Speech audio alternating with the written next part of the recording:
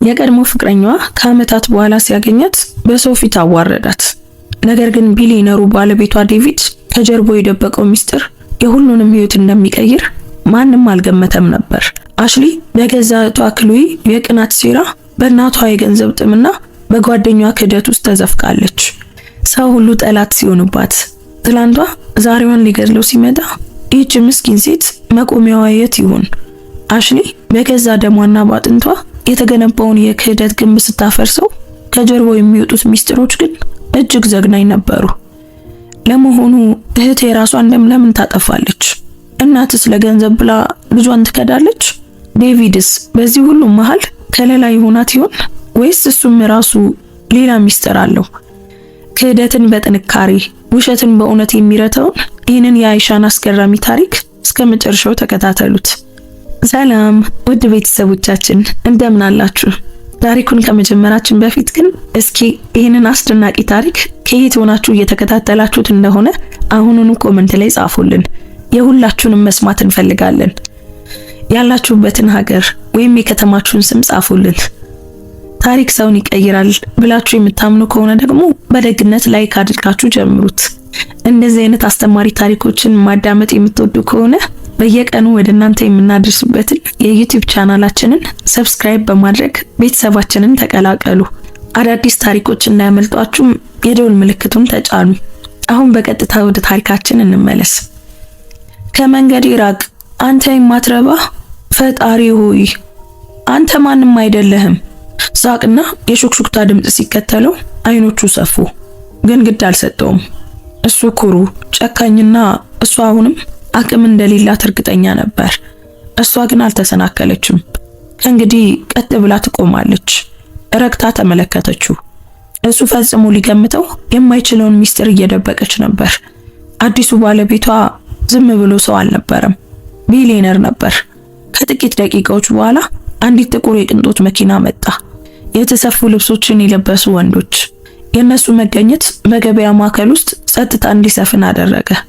እሷን በሐዘኔቷ ይመለከቷት የነበሩት እነዚሁ ሰዎች አሁን ግን በመገረም ይመለከቷት ጀመር።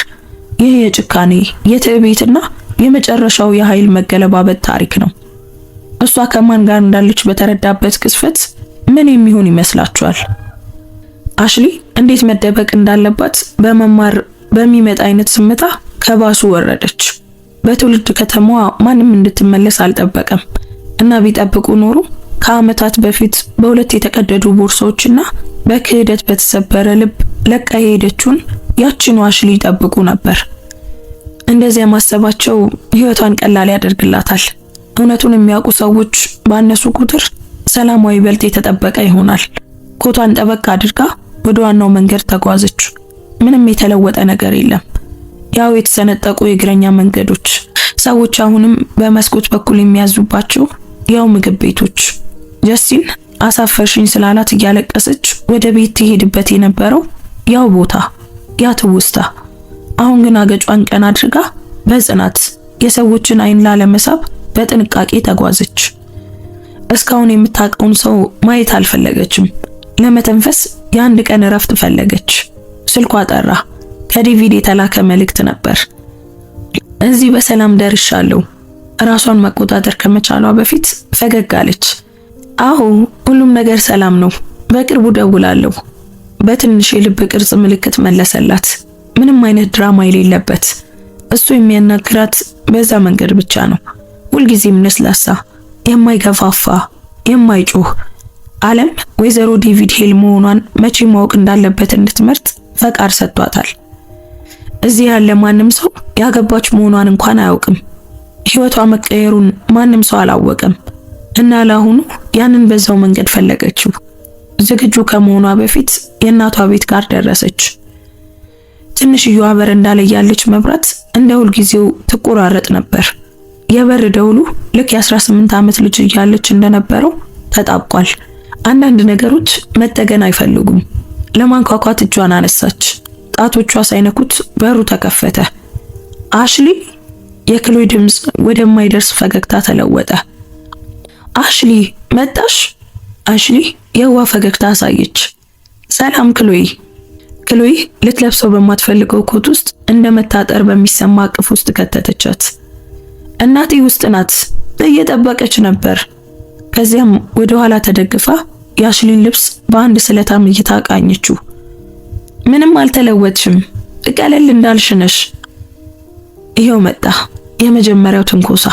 በጭንቅ ተደበቀ። አሽሊን ቢያልፍ ዝም ብላ ተወችው። ከክሎይ ተንኮል ጋር ላለመታገል ከረጅም ጊዜ በፊት ተምራለች። ክሎይ በምላሾች ላይ ትበለጽጋለች። አሽሊ ግን እሷን ለመመገብ እምቢ አለች። በውስጥ እናቷ ጠረጴዛ ላይ ግማሽ የበሰለ ራት ይዛ ቆማ ነበር። ሀና አሽሊ ካስታወሰቻት በላይ በጣም አርጅታ ታየቻት። ምንም እንኳን አቋሟ እንደ ድሮ ጠንካራ ቢሆንም የእግሯን ድምጽ ስትሰማ ዞር አለች። ኦ አሽሊ! እጆቿን በፎጣ ጠረገችና የዛለ ፈገግታ ሰጠቻት። ደስተኛ መሆን ወይም መጨነቅ እንዳለባት እርግጠኛ እንዳልሆነች የሚናገር አይነት። መጣሽ?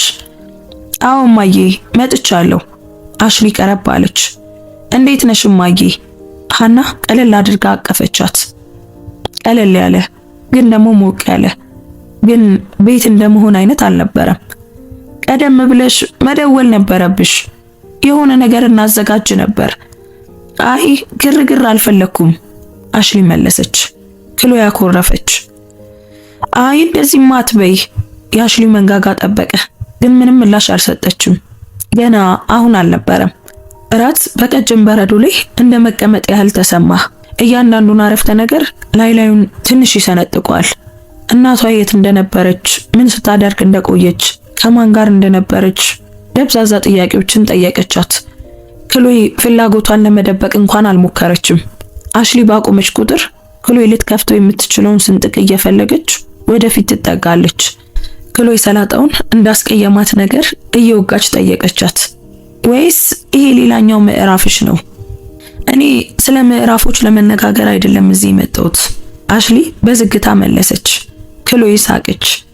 አዎ በእርግጥ ልክ ነሽ። ሁል ጊዜ ስለ ውጥንቅጥሽ እውነተኛ መሆንን አትፈልጊም።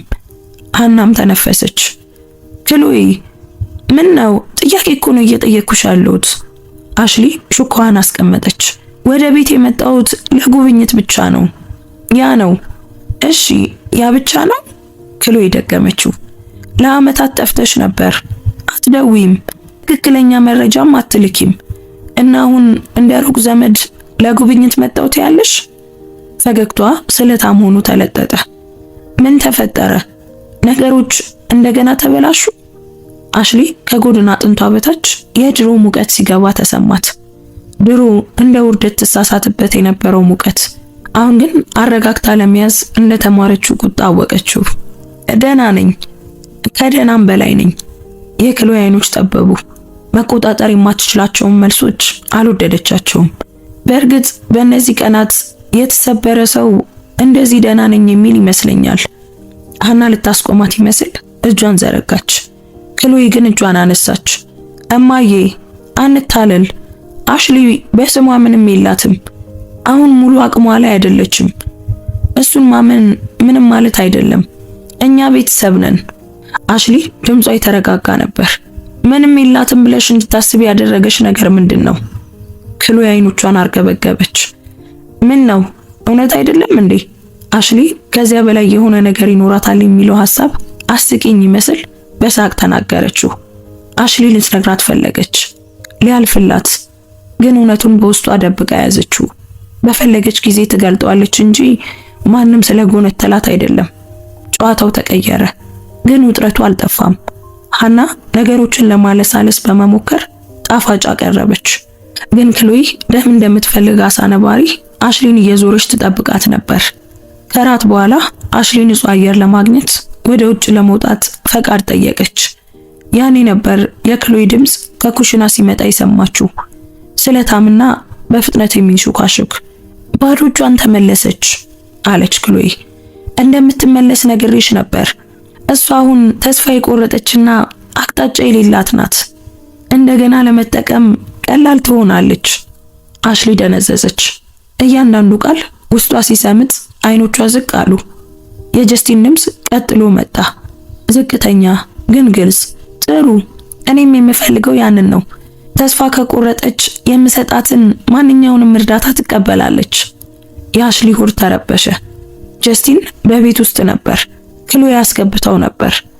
ስለ እሷ እያወሩ የነበሩት ልክ እንደ አንድ ፕሮጀክት እንደ መሳሪያ ነበር። ከዛም ክሎይ ሳቀች። ዝም ብለህ ተጫወትላት፣ እሷ በጣም በቀላሉ ታምናለች እና አሁንም ባንተ ውስጥ ጥሩን ነገር ታያለች። ጀስቲን አፌዘ። አዎ ማየት አለባት። ለአመታት እኮ ተንከባክቤያታለሁ። አሽሊ ራሷን ለማረጋጋት እጇን ግድግዳው ላይ ጫነች። ክሎይ ድምጿን ይበልጥ ዝቅ አደረገች። እና አሁን እንደገና ብቻዋን ስለሆነች ሌላ እድል ታገኛለህ። ጀስቲን ተነፈሰ። ምናልባት ከዚህ በፊት በነበረው ነገር ምን ያህል እንደምትጠላኝ ይወስናል። አሁንም ትፈልጋለች፣ ክሎይ ተናገረች። ሁልጊዜም ትፈልጋለች። የምትሰጣትን ማንኛውንም ነገር ትቀበላለች። አሽሊ አይኖቿን ጨፈነች። በለቅሶ ሳይሆን በነገሩ ጥልቀት በመጎዳቷ ነበር። ክሎይ በእነዚህ ሁሉ ዓመታት ከሱ ጋር ግንኙነት ነበራት። ያው ያዋረዳት፣ ያታለላት እና እንደማትረጋጋ አድርጎ የሳላት ጀስቲን፣ ያው ለዘላለም አቋርጬዋለሁ ብላ ያሰበችው ጀስቲን ድምጽ ላለማሰማት በጥንቃቄ ወደ ኋላ ተመለሰች። እዚያ ገብታ የሰማቻቸውን ልታሳያቸው አልፈለገችም። ምን ያህል ዝቅ አድርገው እንደገመቷት እንዲያውቁ አልፈለገችም። ከኋላዋ ጀስቲን ክሎይን በከፍተኛ ሁኔታ ያሳቃት አንድ ነገር ተናገረ። እንደገና ለመጠቀም በጣም ቀላል ትሆናለች። አሽሊ ቀስ ብላ ተነፈሰች። አይ አልሆንም ብላ አሰበች። በዚህ ጊዜ ቀላል አይሆንም። ከበረንዳው ወርዳ ወደ እግረኛ መንገዱ ተጓዘች። ለማሰብ ለመተንፈስ ጊዜ ፈለገች። አየሩ አሁን የከበደ መሰለ። በቤት ውስጥ ያለው ነገር ሁሉ ባልፈለገችው መንገድ ትርጉም ሰጣት። እናቷ አይን ላይን መገናኘትን መሸሿ፣ የክሎይ ስለታም ፍላጎት፣ በሷ ስም ስለሷ በሷ ላይ የሚነገሩት ቀላል መተማመን። አንዳቸውም ያገባች መሆኗን እንኳን አያውቁም። የገነባቸውን ህይወት ማንም አያውቅም። አሁንም የሚመለከቷት ጀስቲን እንደሰበራት ልጅ አድርገው ነው። አሽሊ መጥፎ ቀናት ሲገጥሟት ትቆምበት ወደ ነበረው የጥግ ሱቅ እስክትደርስ ድረስ ተጓዘች። በመግቢያ አቅራቢያ ቆመች። ሰውነቷ እንዲረጋጋ ፈቀደች። ስልኳ እንደገና ጠራ። ስላንቺ እያሰብኩኝ ነው። ሁሉም ነገር ሰላም ነው? አዎ ሰላም ነው። ዝም ብሎ የቤተሰብ ነገሮች ናቸው። ምንም አዲስ ነገር የለም። ዴቪድ መለሰ። ካስፈለኩሽ ደውይልኝ እሺ? ፈዘዝ ያለ ፈገግታን አሳየች። እሺ አውቃለሁ፣ እደውልልሃለሁ። ስልኳን ከታች አድርጋ ወደ ሱቁ ገባች። ውሃ ፈለገች፣ ምናልባትም ጣፋጭ ነገርም። ከሁሉም አቅጣጫ የሚመጣውን ያለፈ ታሪክ አልፈለገችም። መጠጥ አነሳች እና ወደ ክፍያ ወረፋው ተጓዘች። ሰዎች በአካባቢዋ ይንቀሳቀሳሉ፣ ስለ ቅናሾች ያወራሉ። ልጆች እጅጌዎችን ይጓተታሉ። አንድ ባልና ሚስት በኩፖኖች ላይ በዝግታ ይከራከራሉ። ተራ ነገሮች፣ የተረጋጉ ነገሮች። ከዚያም ያንን ሰማች። የታወቀ ሳቅ፣ የሚተማመን የሚያፌዝ፣ ለቦታው በጣም ከፍተኛ የሆነ ድምጽ። ጀስቲን ስልኩን በጆሮ ይዞ ነበር። ፈገግታው በስቶ የአይኑን ጥግ ዞሮ መጣ። ገና ላያትም ነበር። ለአንድ ሰው እያወራ ነው። ስለ አንድ ትንሽና ደንቆሮ ነገር እየፎከረ ትኩረት ሲፈልግ ሁልጊዜ የሚያደርገው አይነት ውይይት። ወደ ሌላ አቅጣጫ ለመሄድ ፈለገች፣ ግን ለአንድ ሰከንድ ደነዘዘች። እሱ ዞሮ እሷን ለማየት በቂ ጊዜ ያህል ነበር። በፊቱ ላይ ያለው ሁሉ ተለወጠ። መጀመሪያ መገረም፣ ከዚያም የድል ኩራት። እንግዲህ ንፋስ የጣለውን ተመልከቱ። ደህና ሁን ሳይል ስልኩን ዘጋውና ሸማቾች ቀና ብለው እንዲመለከቱ በሚያደርግ በትዕቢት እርምጃ ወደ እሷ መጣ። አሽሊ ፊቷን በተረጋጋ ሁኔታ ጠበቀች። ይህንን ትዕይንት አልፈለገችም። እዚህ አይደለም፣ ከማያውቃቸው ሰዎች ጋር አይደለም። ጀስቲን ልክ ፊቷ ጋር ቆመ። ሁሉም ነገር የተለመደ ይመስል ስትዘዋወሪያ ያለው ብዬ አልጠበቅኩም ነበር። እናትሽ ቤት ተሸሽገሽ የምትቆይ መስሎኝ ነበር። እሷ ግን ምንም አላለችም። አፌዘ። ምን ሆኗል? ወደ እሷ ቀረበ፣ በጣም ቀረበ።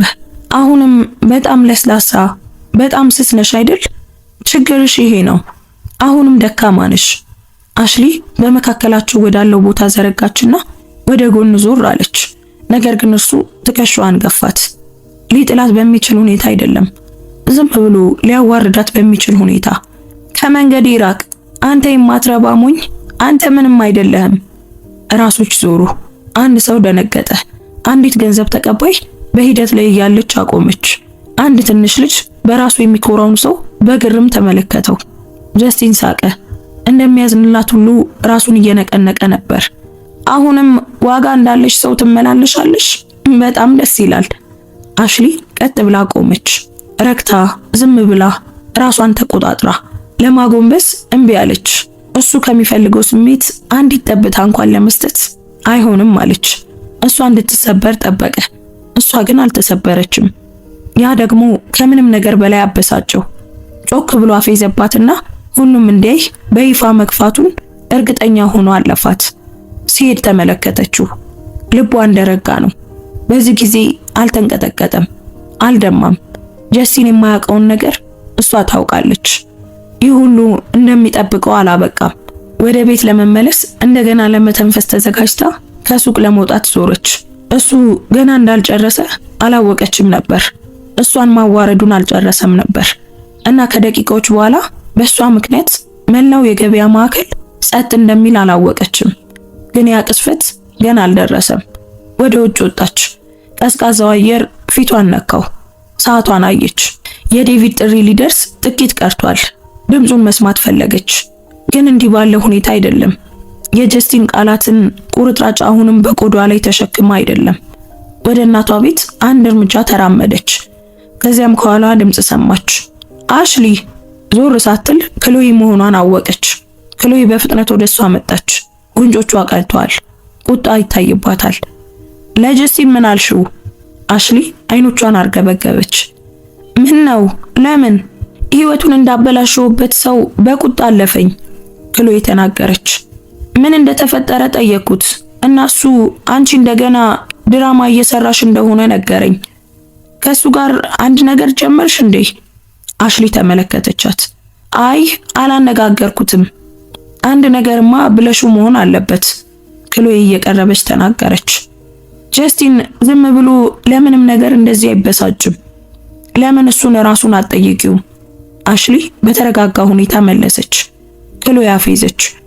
እሱ እውነቱን አይነግረኝም። ምን አይነት ሰው እንደሆነ ታውቂያለሽ? አሽሊ ቅንድቧን አነሳች። አውቃለሁ። አንቺስ ግን ታውቂያለሽ? ለመጀመሪያ ጊዜ ክሎይ ጥያቄውን ከጠበቀችው በላይ በጥልቀት እንደቆረጣት መስላ አመነታች። በእኔ ላይ አትነሺ። እኔ ልረዳሽ እየሞከርኩ ብቻ ነው። ከጀርባዬ ከሱ ጋር ለመገናኘት አሽሊ ጠየቀች። ክሎይ ደነዘዘች። አሽሊ ተጨማሪ ነገር አልተናገረችም። አላስፈለጋትም።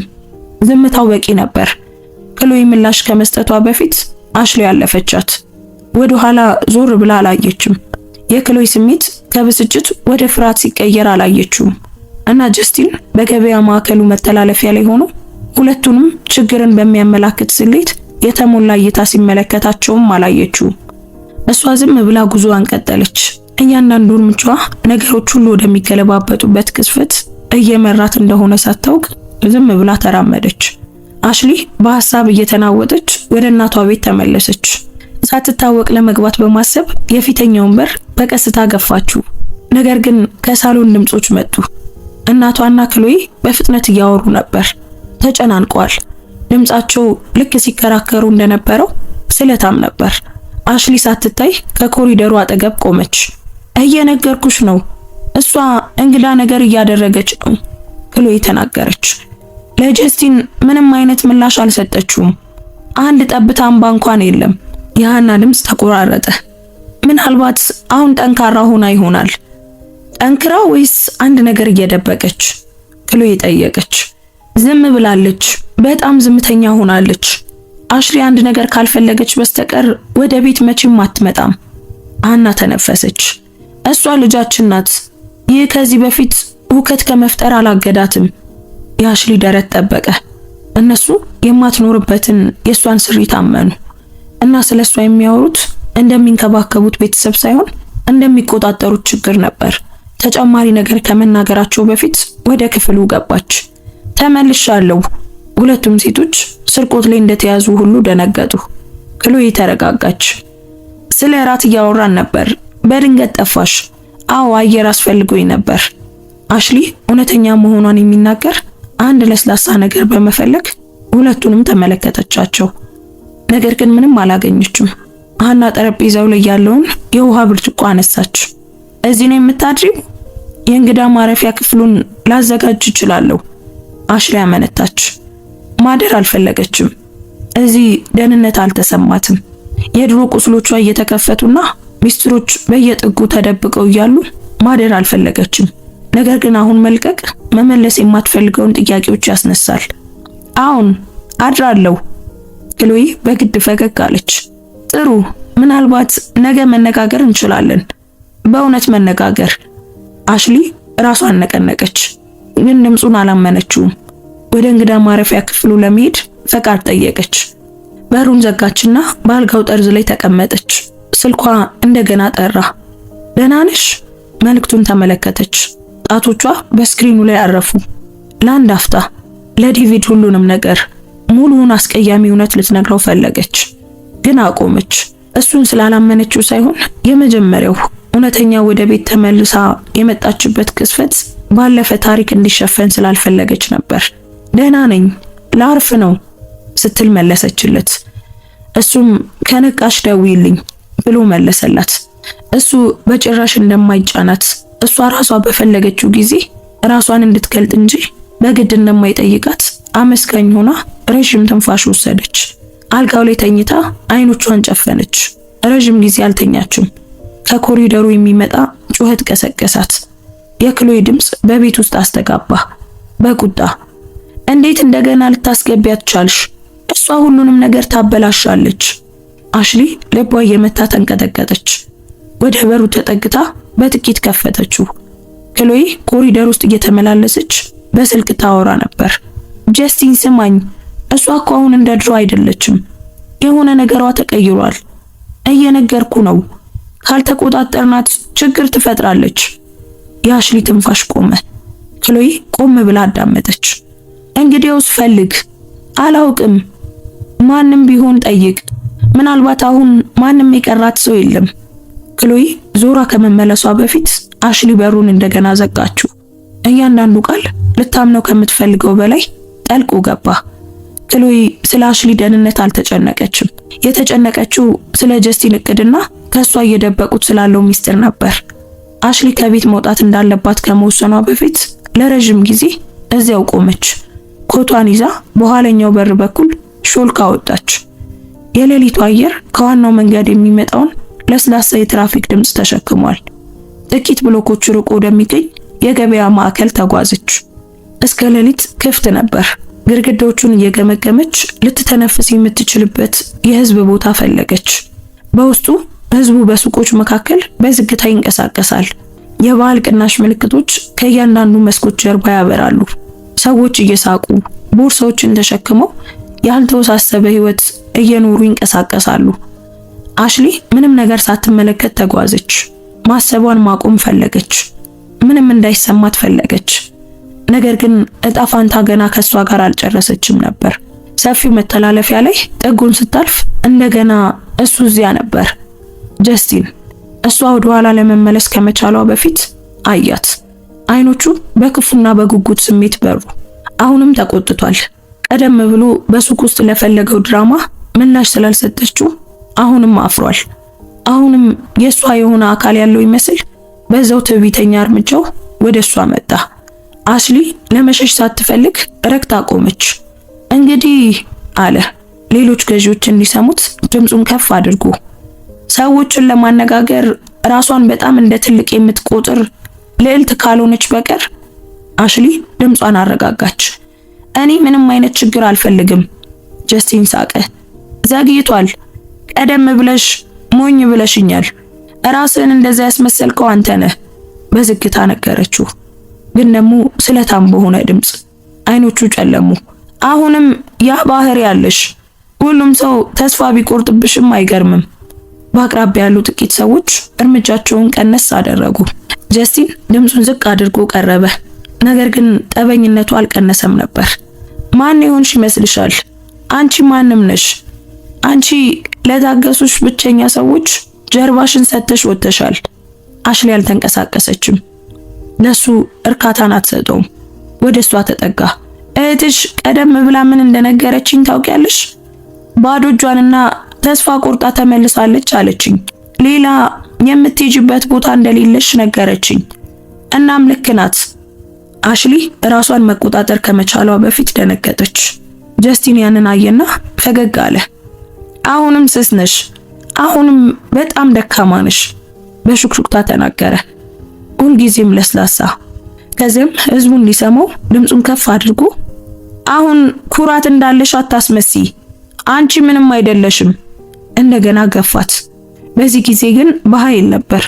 አንድ እርምጃ ወደ ኋላ ተንገዳገደች፣ ግን አልወደቀችም። እግሮቿን አጽንታ ቀጥ ብላ ቆመች። ሰዎች መራመዳቸውን አቆሙ። የአይኖች ክበብ በዙሪያቸው ተፈጠረ። ሹክሹክታ ጀመረ። አንዳንዶች ይጠቁማሉ፣ አንዳንዶች በጭንቀት ይስቃሉ። ምን እያዩ እንደሆነ እርግጠኛ አይደሉም። ጀስቲን ትኩረቱን እንደወደደው ሁሉ አፌዘ። እስኪ ተመልከቺ፣ ራስሽን መከላከል እንኳን አትችይም። አሽሊ ድምጿን ዝቅ አድርጋ ቀጣለች። ካንተ ራሴን መከላከል አያስፈልገኝም። አይ ያስፈልግሻል፣ ሁሉ ጊዜም ያስፈልግሻል። እሱ ባልጠበቀው መረጋጋት አይን አይኑን አየችው። ከእንግዲህ አይሆንም። በፊቱ ላይ የሆነ ነገር ተቀይሯል። ያንን አልወደደውም። እሷ እንድትፈራ ዝግ እንድትል የሷ ባልሆኑ ጥፋቶች ይቅርታ እንድትጠይቀው ፈልጎ ነበር። ሌላ ስድብ ለመናገር አፉን ከፈተ። ነገር ግን ከውጪ ከመስታወት በሮቹ የመኪና ጎማ ድምፅ አቋረጠው። ሰዎች ሁሉ ዞሩ። አንዲት ጥቁር የቅንጦት መኪና ከመንገዱ ጠርዝ አጠገብ ቆመች። የማይጋበዝ ነገር ግን ትዕዛዝ ሰጪ፣ በዚህ ትንሽ ከተማ ውስጥ የማይመጥን አይነት። ጀስቲን ፊቱን አጨማደደ። ይሄ ደግሞ ምንድነው? በሮች ተከፈቱ። የተሰፉ ልብሶችን የለበሱ ወንዶች ወጡ። 3 ነበሩ። በዓላማ ይንቀሳቀሱ ነበር። እያንዳንዱ እርምጃቸው የሚተማመን ቁጥጥር ያለው እና ወዲያውኑ ትኩረት በሚስብ መልኩ ኃይለኛ ነበር። እነሱ በገበያ ማዕከሉ የጥበቃ ሰራተኞች አልነበሩም። የአካባቢው ፖሊሶችም አይደሉም። እነሱ እዚህ ህንጻ ውስጥ ካለው ከማንኛውም ነገር በላይ በጣም ከፍ ያለ ዓለም አባላት ነበሩ። በቦታው ላይ ጸጥታ ሰፈነ። በትዕይንቱ ላይ ሲስቁ የነበሩ ወጣቶች እንኳን ዝም አሉ። ሰዎቹ ከአሽሊ በስተቀር ማንንም አይመለከቱም ነበር። ጀስቲን የእነሱን እይታ ተከትሎ በቀስታ ወደሷ ዞር ብሎ አፈጠጠ። አሽሊ ልቧ አንዴ በኃይል ቢመታም ፊቷን በተረጋጋ ሁኔታ ጠበቀች። ዴቪድ ማንንም ይልካል ብላ አልጠበቀችም ነበር። ደህና እንደሆነች በእርግጥም ነግራው ነበር። እሱ ግን ቀደም ብላ በላከችለት መልእክቶች ውስጥ ያልጻፈችውን የሆነ ነገር ሰምቶ መሆን አለበት። ሰዎቹ ወደ መግቢያው ተጠጉ። አውቶማቲክ በሮቹ ተንሸራተው ተከፈቱ። የተወለወሉ ጫሞቻቸው ድምፅ በገበያ ማዕከል ውስጥ አስተጋባ። እያንዳንዱ ራስ ዞር አለ። ከነሱ አንዱ ከአሽሊ ጥቂት እርምጃዎች ርቆ ቆመና በአክብሮት ራሱን ትንሽ ዘንበል አደረገ። ወይዘሮ ሄል አለ በግልጽ። በአካባቢው ያለው ሰው ሁሉ እንዲሰማው ድምፁን ከፍ አድርጎ ነበር። እርሶን ለማጀብ መተናል። የጀስቲን ፊት ገረጣ። በገበያ ማዕከሉ በሌላ በኩል ገና የገባችው ክሎይ ባለችበት ደነዘዘች። ከኋላዋ የነበረችው ሃና እንድትረጋጋ እንደሚረዳት ሁሉ ቦርሷን አጥብቃ ያዘች። አሽሊ ለጥቂት ጊዜ ዝም ብላ ቆመች። ዝምታው እንዲለጠጥ ፈቀደች። እውነቱ በሁሉም ዙሪያ በአየሩ ላይ እንዲሰፍን አደረገች። ከዚያም አንዴ ተነፈሰችና ቀጥታ ጀስቲንን ተመለከተችው። ባለቤቴ እየጠበቀኝ ነው። የጀስቲን አፍ ተከፍቶ ቀረ። የክሎይ አይኖች ፈጠጡ። መላው የገበያ ማዕከል ትንፋሹን የዋጠ ይመስላል። ዴቪድ ወደ ውስጥ ከመግባቱ በፊት ሰዎች ስሙን በሹክሹክታ ይጠሩ ነበር። ማን እንደሆነ አያውቁም፣ ግን ተሰምቷቸዋል።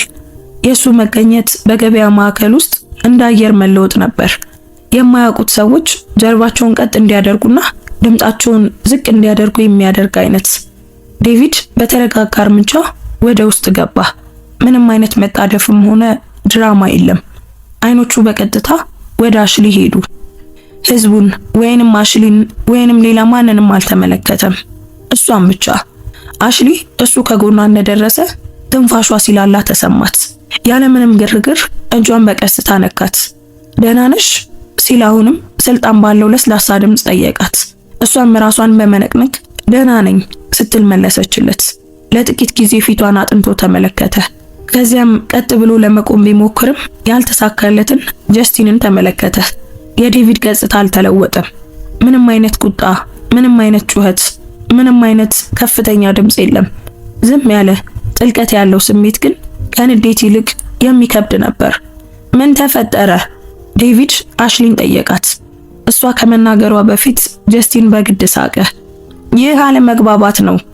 እሷ ጋር ሰው እንዳለ አላወኩም ነበር። ዴቪድ ዞር ብሎ አላየውም። አሽሊ፣ እሷ የተረጋጋና ቀላል መልስ ሰጠች። ገፋኝ። ጀስቲን ደነገጠ። አይ እንደዛ አልነበረም። ቃላቶቹ እየተሰባበሩ በፍጥነት መለሰ። እሷ መንገድ ላይ ነበረችና ቦታው ተጨናንቆ ነበር። በተሳሳተ መንገድ ተረድታው ነው። የዴቪድ መንጋጋ አልተንቀሳቀሰም፣ ግን አይኖቹ ስለታም ሆኑ። በአቅራቢያቸው የነበሩ ሁለት ወጣቶች ወደ ኋላ እንዲያፈገፍጉ ለማድረግ በቂ ነበር። እጅህን በእሷ ላይ ካሳረፍክ፣ ዴቪድ በዝግታ ተናገረ። አንዴም ቢሆን። ጀስቲን ምራቁን በኃይል ዋጠ። በጣም ተሳስተሃል። አሽሊ ምንም ነገር አልጨመረችም። የሷ ዝምታ ከምትናገረው ከማንኛውም ነገር በላይ ሁኔታውን ይገልጽ ነበር። ዴቪድ እንደገና ወደ አሽሊ ከመዞሩ በፊት ውጥረቱ ለጥቂት ጊዜ እንዲቆይ አደረገ። ወደ ቤት መሄድ ትፈልጊያለሽ? እባክህን፣ በሹክሹክታ ተናገረች። እሷ እንዴ ራሱን ነቀነቀ። ሰዎቹ በሁለቱ ዙሪያ ቦታ በመፍጠር በተቀላጠፈ ሁኔታ ከበቧቸው። ህዝቡ እንደ ውሃ ተከፈለ። ጀስቲን ይህንን ሁሉ እየጨመረ በሚሄድ ድንጋጤ ተመለከተ። ወደፊት መጣ። ቆይ አሽሊ፣ ሁሉንም ነገር ነገርሽው? ማለቴ ስለኛ፣ ስላለፈው ታሪካችን። አሽሊ አይኖቿን ሳታርገበግብ ተመለከተችው። አልመለሰችም። ያ ዝምታ አናወጠው። ፊቱ ተሸበሸበ። መተማመኑም እየላላ ሄደ። አልነገርሽውም አይደል? በመካከላችን ነገሮች እንዴት እንደነበሩ ታውቂያለሽ። ዴቪድ ራሱን በትንሹ አነሳ። ያ ሰዎቹ በጀስቲንና በአሽሊ መካከል በማይነገር ማስጠንቀቂያ እንዲቆሙ በቂ ነበር። አሽሊ ወደ ዴቪድ ተጠግታ በለስላሳ ድምፅ እንሂድ አለችው። እጁን በጀርባዋ ላይ በቀስታ አድርጎ ወደ ውጭ መራት። ጀስቲን ዓለም በፊቱ ከመፍረሷ በፊት ራሱን ማጽደቅ እንደሚፈልግ ሁሉ አፉን ከፍቶ በድንገት ቆመ። ክሎይና ሃና በገበያ ማዕከሉ በኩል ወደ አሽሊ ፈጠኑ። የክሎይ ድምፅ ተሰነጠቀ። አሽሊ ቆይ፣ መነጋገር አለብን። አላወቅንም ነበር። ልትነግሪን እኮ ይገባ ነበር። አሽሊ ግን ጉዟን ቀጠለች። ዴቪድ እነሱን ዞር ብሎ አላያቸውም። የሱ ዝምታ ከማንኛውም ከባድ ቃል በላይ ነደፋቸው። ወደ ጥቁር መኪናው ወደ ውጭ ሲወጡ ክሎይ የሃናን እጅ በጣም አጣብቃ ስለያዘችው ሃና ትንፋሿ ተቆራረጠ። እየዋሸች ነው፣ ክሎይ በሹክሹክታ ተናገረች። እየዋሸች መሆን አለበት። እንደዚህ አይነት ሰው ልታገባ የምትችልበት ምንም አይነት መንገድ የለም። ሃና እየተንቀጠቀጠች አፈጠጠች። ክሎይ ባክሽ ድምፅሽን ዝቅ አድርጊ። አይ፣ ክሎይ አናፋች። እነዚያን ወንዶች አየሻቸው? ወይዘሮ ሄል ነው ያሏት። ይህ በፍጹም እውነት ሊሆን አይችልም። አሽሊ እንደሱ አይነት ሰው አግብታ አታላው ወይም የሆነ ነገር አድርጋ መሆን አለበት። አታደርገውም፣ ሃና በሹክሹክታ ተናገረች። ነገር ግን ጥርጣሬው እዚያ ነበር። ክሎይ ስልኳን አወጣች። እውነቱን እሷ ካልነገረችን እኛ በሌላ መንገድ እናገኘዋለን። ከአንድ ዘጋቢ ጋር የሚሰራ ሰው አውቃለሁ። የሆነ ነገር እስኪሰነጠቅ ድረስ ይቆፍራሉ። ሃና ደነገጠች። ክሎይ ያ በጣም ርቆ መሄድ ነው። እየዋሸች ከሆነ አይደለም። ክሎይ ግን እየዋሸች እንደሆነ ገምታለሁ። አሽሊ አንዳቸውንም አልሰማችም። ከዴቪድ አጠገብ በመኪናው የኋላ ወንበር ላይ ተቀመጠች። በሩ ተዘጋ። ግርግሩ በውጭ ቀረ። ለጥቂት ጊዜ ምንም አልተናገረችም። የጀስቲን መግፋት አሁንም በቆዳዋ ላይ ሲሰማት ይታወቃታል። ነገር ግን የከፋው ህመም የመጣው ቀደም ብሎ ከሰማችው ነገር ነበር። ቤተሰቧ አሁንም ከሱ ጎን የቆሙበት መንገድ፣ አንድ ሰው ደግፎ ካላቆማት በቀር እንደማትችል አድርገው ስለሷ ያወሩበት መንገድ። ዴቪድ እጇን በቀስታ ያዘ። ዝግጁ እስከምትሆኚ ድረስ ስለምንም ነገር መናገር አያስፈልግሽም። ራሷን ወንበሩ ላይ ደግፋ ወደ ኋላ ተጠጋች። አልተለወጠም፣ በፍጹም አልተለወጠም። ዴቪድ ተስማማ። እንደሱ አይነት ወንዶች ብዙ ጊዜ አይለወጡም። ድምፁ ምንም አይነት ፍርድ አልነበረውም፣ ምልከታ ብቻ ነበር። አሽሊ አመሻሹ ላይ ለመጀመሪያ ጊዜ ትከሻዋን አላላች። ሹፌሩ ከመንገዱ ዳር ተነሳና የገበያ ማዕከሉ ከኋላቸው ጠፋ። ከጥቂት ደቂቃዎች ዝምታ በኋላ ዴቪድ እንደገና ተመለከታት። አሽሊ እንዲህ አይነት ባህሪ ሲያሳይ የመጀመሪያው አይደለም አይደል? በእውነት ምን እየጠየቃት እንደሆነ አወቀች። ራሷን ነቀነቀች። ለዓመታት በመጥፎ ሁኔታ አስተናግዶኛል። ነገር ግን ያኔ የገዛ ቤተሰቦችን ጨምሮ ሁሉም ሰው እሱን ያምኑት ነበር። የዴቪድ አይኖች ለሰለሱ እና አሁን የሐዘን ፈገግታን አሳየች። አሁንም ያምኑታል። ዴቪድ ወዲያውኑ አልመለሰም። ለረጅም ጊዜ ተመለከታትና በዝቅተኛ ድምፅ እንዲህ አላት፣ ያንን ብቻሽን ስላሳለፍሽው በጣም አዝናለሁ አሽሊ። አይ አሁን አልፏል አለች። ከእንግዲህ ብቻዬን አይደለሁም። እጁ የእሷን እጅ ለአጭር ሰከንድ አጥብቆ ያዘ። ከማንኛውም ንግግር በላይ አብሮነትን የሚገልጽ ነበር። እናቷ ቤት ሲደርሱ ዴቪድ ከእሷ ጋር ወረደ። ክሎይና ሃና በረንዳው ላይ ቆመው ይጠብቁ ነበር። ሁለቱም ፊታቸው ነጥቷል። ሁለቱም የተረጋጉ ለመምሰል እየሞከሩ ነበር። ክሎይ በግድ መተማመን ወደፊት መጣች። ከአንድ ሰው ጋር እንደሆንሽ አላወቅንም ነበር አለች፣ ወደ ዴቪድ ፈገግ ለማለት እየሞከረች። ይህ ያልተጠበቀ ነው። ዴቪድ በትህትና ራሱን ነቀነቀ። አሽሊ ዛሬ ምሽት ድጋፍ አስፈልጓት ነበር። መምጣት በመቻሌ ደስ ብሎኛል። ክሎይ አይኖቿን አርገበገበች። እሱ የተለመደና የተረጋጋ መስሎ መታየቱ ግልጽ በሆነ ሁኔታ ረብሿታል። ትዕቢት ወይም ርቀት ወይም የሆነ አይነት የቀዘቀዘ ቢሊነር ባህሪ ጠብቃ ነበር። ስልጣኑ ሳይቀንስ በለስላሳ መንገድ የሚያወራውን ሰው ምን እንደምታደርገው አታውቅም። ሃና ቀረብ አለች። አንድ ሰው ስላላት ደስተኞች ነን አለች፣ ግን ድምጿ እየተንቀጠቀጠ ነበር። አሽሊ በመካከላቸው ተመልክታ እያንዳንዱን መረበሽ፣ እያንዳንዱን የታፈነ ቃል አነበበች። ክሎይ የሆነ ነገር እያቀደች ነበር። ሃና ተከፋፍላለች፣ ነገር ግን እንደ ሁልጊዜው ወደ ክሎይ ተጽዕኖ እያጋደለች ነበር። ዴቪድ አለመመቸታቸውን ተረድቶ እጁን በአሽሊ ጀርባ ላይ በቀስታ አድርጎ ቆየ። ባለቤትነትን የሚያሳይ ሳይሆን ድጋፍ ሰጪነትን የሚያሳይ ነበር። የመላው በረንዳው ሁኔታ ተለወጠ። የክሎይ አይኖች እጁ ወዳረፈበት ቦታ ተወረወሩ። በገጽታዋ ላይ የሆነ ስለታም ነገር ፈነጠቀ። ቅናት፣ ምናልባትም ቂም፣ ብቻ የሆነ አስቀያሚ ነገር። ዴቪድ አሽሊን ለመጨረሻ ጊዜ ተመልክቷት ማንኛውም ነገር ካስፈለገሽ ደውይልኝ፣ ማንኛውም ነገር አላት። እሺ እደውላለሁ በለስላሳ ድምጽ መለሰች። ግንባሯን ሳማት። ቀላልና ጥልቅ የሆነ ቅርበት። ከዚያም ወደ ኋላው ተመልሶ ሰዎቹ የመኪናውን በር እንዲከፍቱለት ፈቀደ።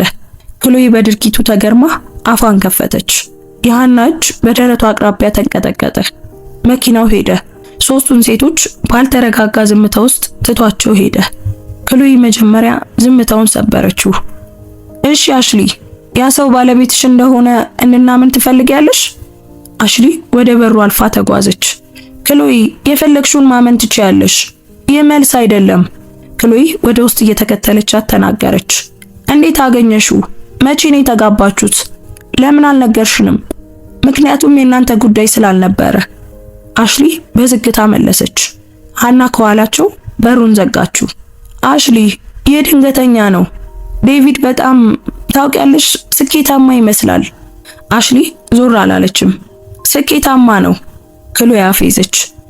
ታዲያ ምን አደረግሽ? አታለልሽው? ያለፈ ታሪክሽን ደበቅሽው? ማንነትሽን ዋሽሽ? አሽሊ ቆመች፣ እናም ዞር አለች። እሷን ለማየት ያህል በቂ የሆነ አይ ስለምንም ነገር አልዋሸውም። ስለኔ ሁሉንም ነገር ያውቃል። የክሎይ መንጋጋ ልክ ያ ሙሉ ክርክሯን እንዳበላሸው ሁሉ ተቆለፈ። ሁልጊዜም ከሰው እርዳታ እየፈለግሽ ዓለም ይህንን ይቀበላል ብለሽ ትጠብቂያለሽ? በይ እንጂ እንዲያገባሽ ምንድነው የነገርሽው? እስኪ ንገሪኝ። አሽሊ ክሎይን ባስጨነቀ መረጋጋት መለሰችላት። ምንም አልነገርኩትም፣ ምንም አልጠየቅኩትም፣ አላሳደድኩትም። እሱ እኔን መረጠኝ። የክሎይ ፊት በሆነ ጥቁር ነገር ተሸበሸበ። ሃና ውጥረቱን ለማርገብ ሞከረች።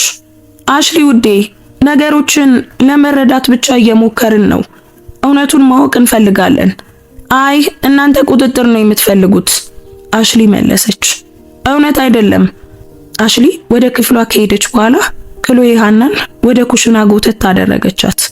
የሆነ ነገር እየደበቀች ነው፣ ክሎይ በሹክሹክታ ተናገረች። ምን ያህል ረክታ እንደነበር አይተሻል? ስለሱ እየዋሸች ነው። ትልቅ ነገር እየደበቀች ነው። ሀና እጆቿን አጣመረች። ክሎይ አቁሚ፣ ደስተኛ ትመስል ነበር። ችግሩ ያ ነው፣ ክሎይ በሹክሹክታ ተናገረች። አሽሊ መቼም ደስተኛ ሆና አታውቅም። ለዛ የሆነ ነገር ተበላሽቷል። ሜጋን ጋር እደውላለሁ እና እሷ ከአንድ ዘጋቢ ጋር ታገናኘኛለች። ስለ አሽሊ ትዳር መቆፈር ይችላሉ። እየዋሸች ወይም የሆነ ነገር እየደበቀች ከሆነ እናውቃለን። ሀና በደከመ ሁኔታ ራሷን ነቀነቀች። ክሎይ ባክሽ፣ እሷ እኮ እህትሽ ናት እና የሆነ ነገር ከደበቀች ግን አደገኛ ናት እማዬ፣ ክሎይ መለሰች። አሽሊ ያንን ሁሉ አልሰማችም። መብራቱን አደብዝዛ አልጋዋ ላይ ተቀመጠች። የዴቪድ ስም በስክሪኑ ላይ ሲመጣ ስልኳን ያዘች። ሁሉንም ነገር አልነገርሽኝም አይደል? አሽሊ ምራቋን ዋጠች። ስለምን? ስለሱ። አይኖቿን አርገበገበች። ስለሱ ምን? ዴቪድ አመነታ። ከዚያም ሌላ መልእክት ላከ። አንዴ ለድርጅቴ የንግድ ሂሳብ አቅርቦ ነበር፣ በጣም ሐቀኝነት የጎደለው። በሱ ምክንያት ጥቁር መዝገብ ውስጥ ገብቷል። የአሽሊ ልብ መታ። ጀስቲን ሐሳቡ ምን ነበር? ዴቪድ መለሰ። ተደራሽነት ለማግኘት የአንድ ሰው ስምን ለመጠቀም እየሞከረ ነበር። የማንን እንደሆነ መቼም አልተናገረም። አሁን ግን የማውቀው ይመስለኛል። አሽሊ መልእክቱን ተመለከተች። ጀስቲን ወደ ህይወቷ የተመለሰው ለእርቅ አልነበረም። የባለቤቷን ዓለም ለመድረስ ፈልጎ ነበር እና ክሎይ እሷ ረድታው ነበር። ደረቷ ጠበቀ። ግድግዳዎቹ በጣም የቀረቡ መሰሏት። ካለፈ ታሪኳ ያለው ነገር ሁሉ እንደገና ሊይዛት እየተዘረጋ ነበር። ምንም እንኳን ወጥታ የነበረ ቢሆንም እና በጣም መጥፎ ክፍል ይህ መጨረሻው እንዳልሆነ ማወቋ ነበር። ይህ ጅማሬው ብቻ ነበር።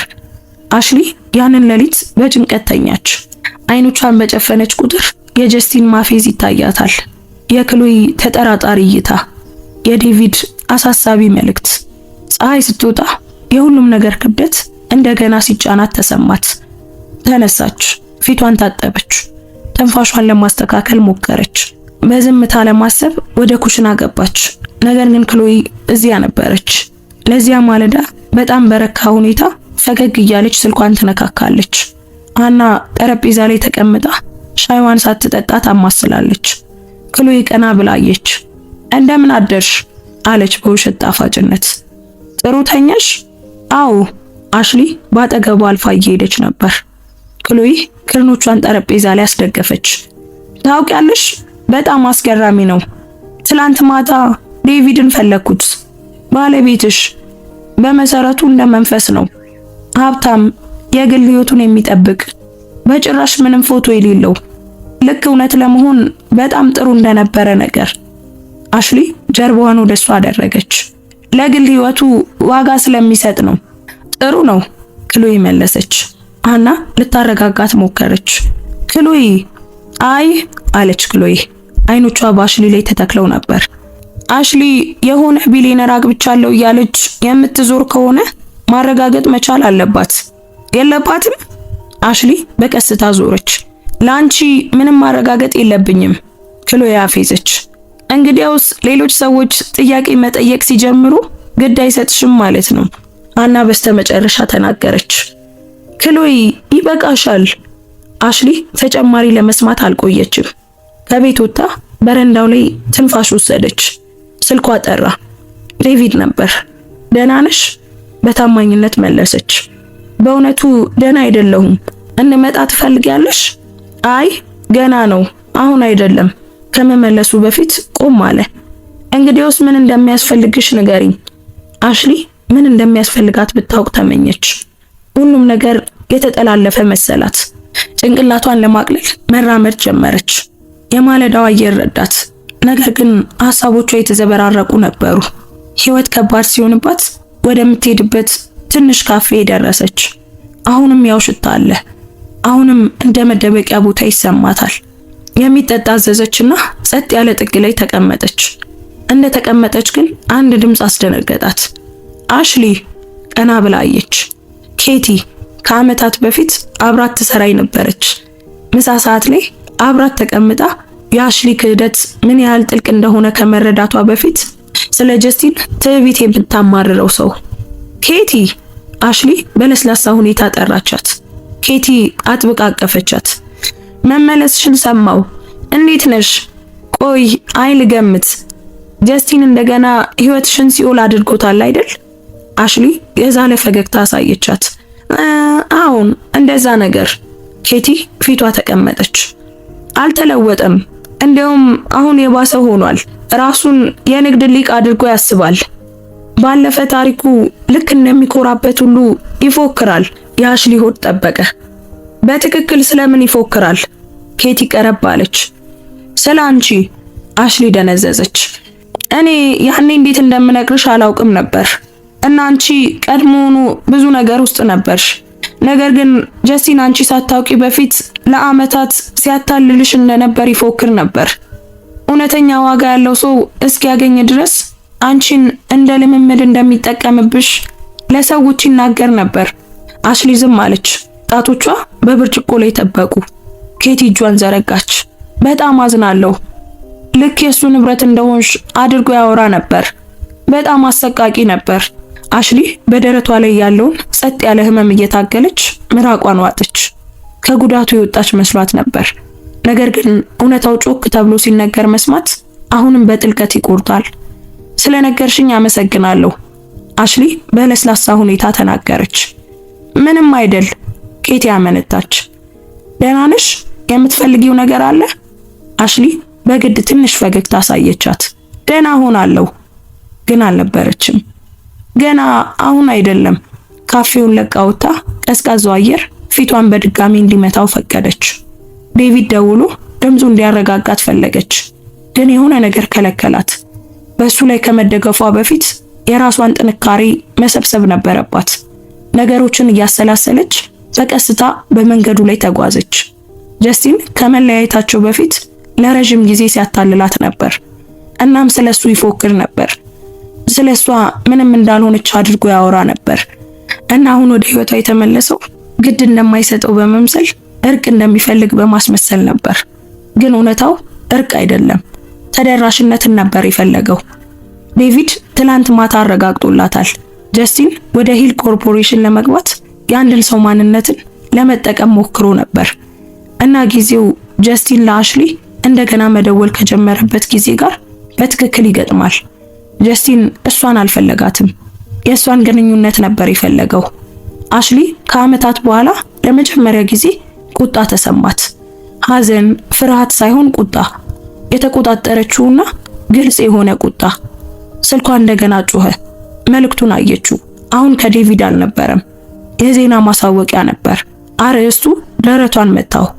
የአካባቢዋ ሴት ተገሎ የሚኖርን ዋና ስራ አስፈጻሚ አታላ ድንገተኛ ጋብቻ ውስጥ እንደከተተች ተነገረ። ምንጮች ችግር ያለበት ያለፈ ታሪክና የገንዘብ ፍላጎት እንዳላት ይናገራሉ። የአሽሊ ልጆች ተንቀጠቀጡ። ጽሑፉን ከፈተችው። ከገበያ ማዕከሉ የተነሱ የሷ ፎቶዎች፣ የዴቪድ ፎቶዎች እሱን ራቅ ያለና ቀዝቃዛ እንዲመስል በሚያደርግ ሁኔታ ተቆርጠዋል። ስሟ ያልተጠቀሰ ምንጮችና ያልተረጋጋ ባህሪ እና ተጠባቂ ዝንባሌ እንዳላት የሚገልጹ ጥቅሶች ነበሩ። የሆነ ሰው ውሸት መግቧቸዋል። ቅርብ የሆነ ሰው። ልቧ በኃይል መታ። ዴቪድ ደወለችለት። በመጀመሪያ ጥሪ አነሳ። አሽሊ አየሽው? በሹክሹክታ አዎ ብላ መለሰች። ድምፁ የተረጋጋ ነበር። ይሄንን ልናስቆመው እንችላለን። አሁኑኑ መግለጫ ሰጣለሁ። አይ አሽሊ መለሰች። ቆይ እስከየት ድረስ እንደሚሄድ ማየት እፈልጋለሁ። ሌላ ማን በኔ ላይ እንደሚዞር ማየት እፈልጋለሁ። ዴቪድ ቀስ ብሎ ተነፈሰ። ይህ እንዲጎዳሽ አትፍቀጂ አሽሊ። ቀድሞውኑ ጎርቶኛል ዴቪድ። እውነቱን ማወቅ አለብኝ። ረጅም ዝምታ በመካከላቸው ተፈጠረ።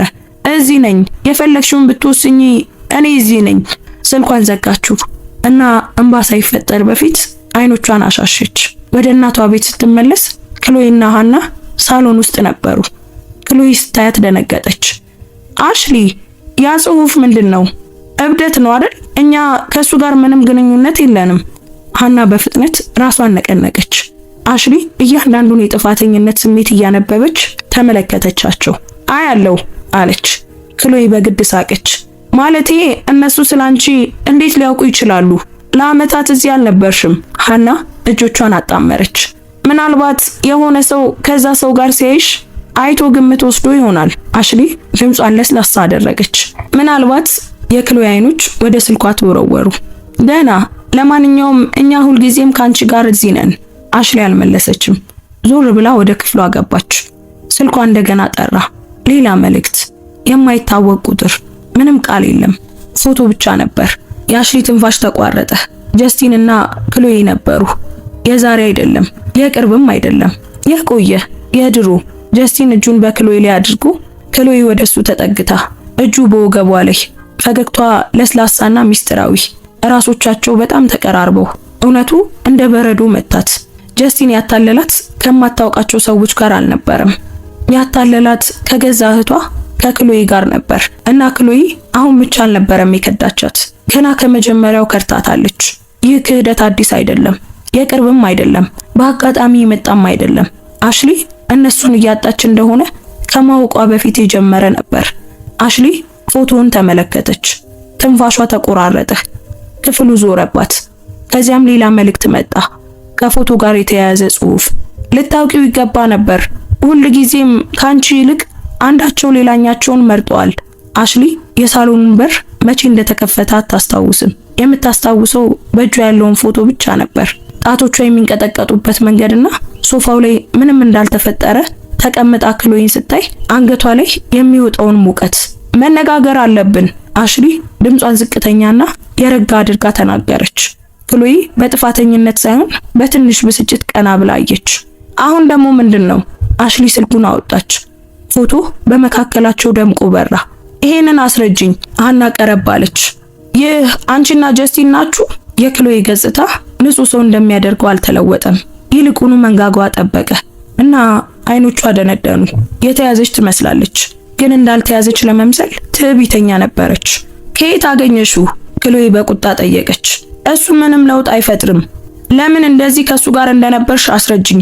እኔ እኮ በዚህ ሰዓት ከሱ ጋር ነበርኩ። ክሎይ አፌዘች። እባክሽ፣ እሱ እኮ የቆየ ፎቶ ነው። በቃ ይሄ ነው ማብራሪያሽ? የአሽሊ ድምጽ ተሰነጠቀ። ከፍተኛ ባይሆንም ግን ስለታም ነበር። ከኔ ጋር እያለ ከሱ ጋር ሆነሽ ስትከዱኝ ነበር። ክሎይ እጆቿን አጣመረች። እንዲያታልልሽ የገፋሽው አንቺ ራስሽ ነሽ። አሽሊ አይኖቿን አርገበገበች። ምን? ሀና በቀስታ ቆመች። ጭንቀት በአቋሟ ላይ እየታየ ነበር። ልጆች እባካችሁ መረጋጋት አለብን። አይ፣ ክሎይ አናፋች። እውነቱን ትፈልጋለች። ጥሩ፣ እኔና ጀስቲን የተቀራረብነው አንቺን ለመግባባት የማይቻል ሰው ስለነበርሽ ነው። ታለቅሽ ነበር። ሁሉ ጊዜ እንደሚያታልልሽ ትከሹ ነበር። ምን እንዲያደርግ ነበር የጠበቅሽው? አሽሊ ተመለከተቻት። ከገዛ እህቴ ጋር እንዲከዳኝ አይደለም የፈለኩት። ክሎይ አገጯን አነሳች። የተረጋጋ ሰው ይፈልግ ነበር። አሽሊ በውስጧ የሆነ ነገር ሲሰነጠቅ ተሰማት። እሱ ታማኝ እንደሆነ እየነገርሽኝ፣ አንቺ ግን ከሱ ጋር ነበርሽ። እውነቱን ለመስማት በጣም ድራማዊ ነበርሽ አሽሊ። አሽሊ ወደ ሀና ዞረች።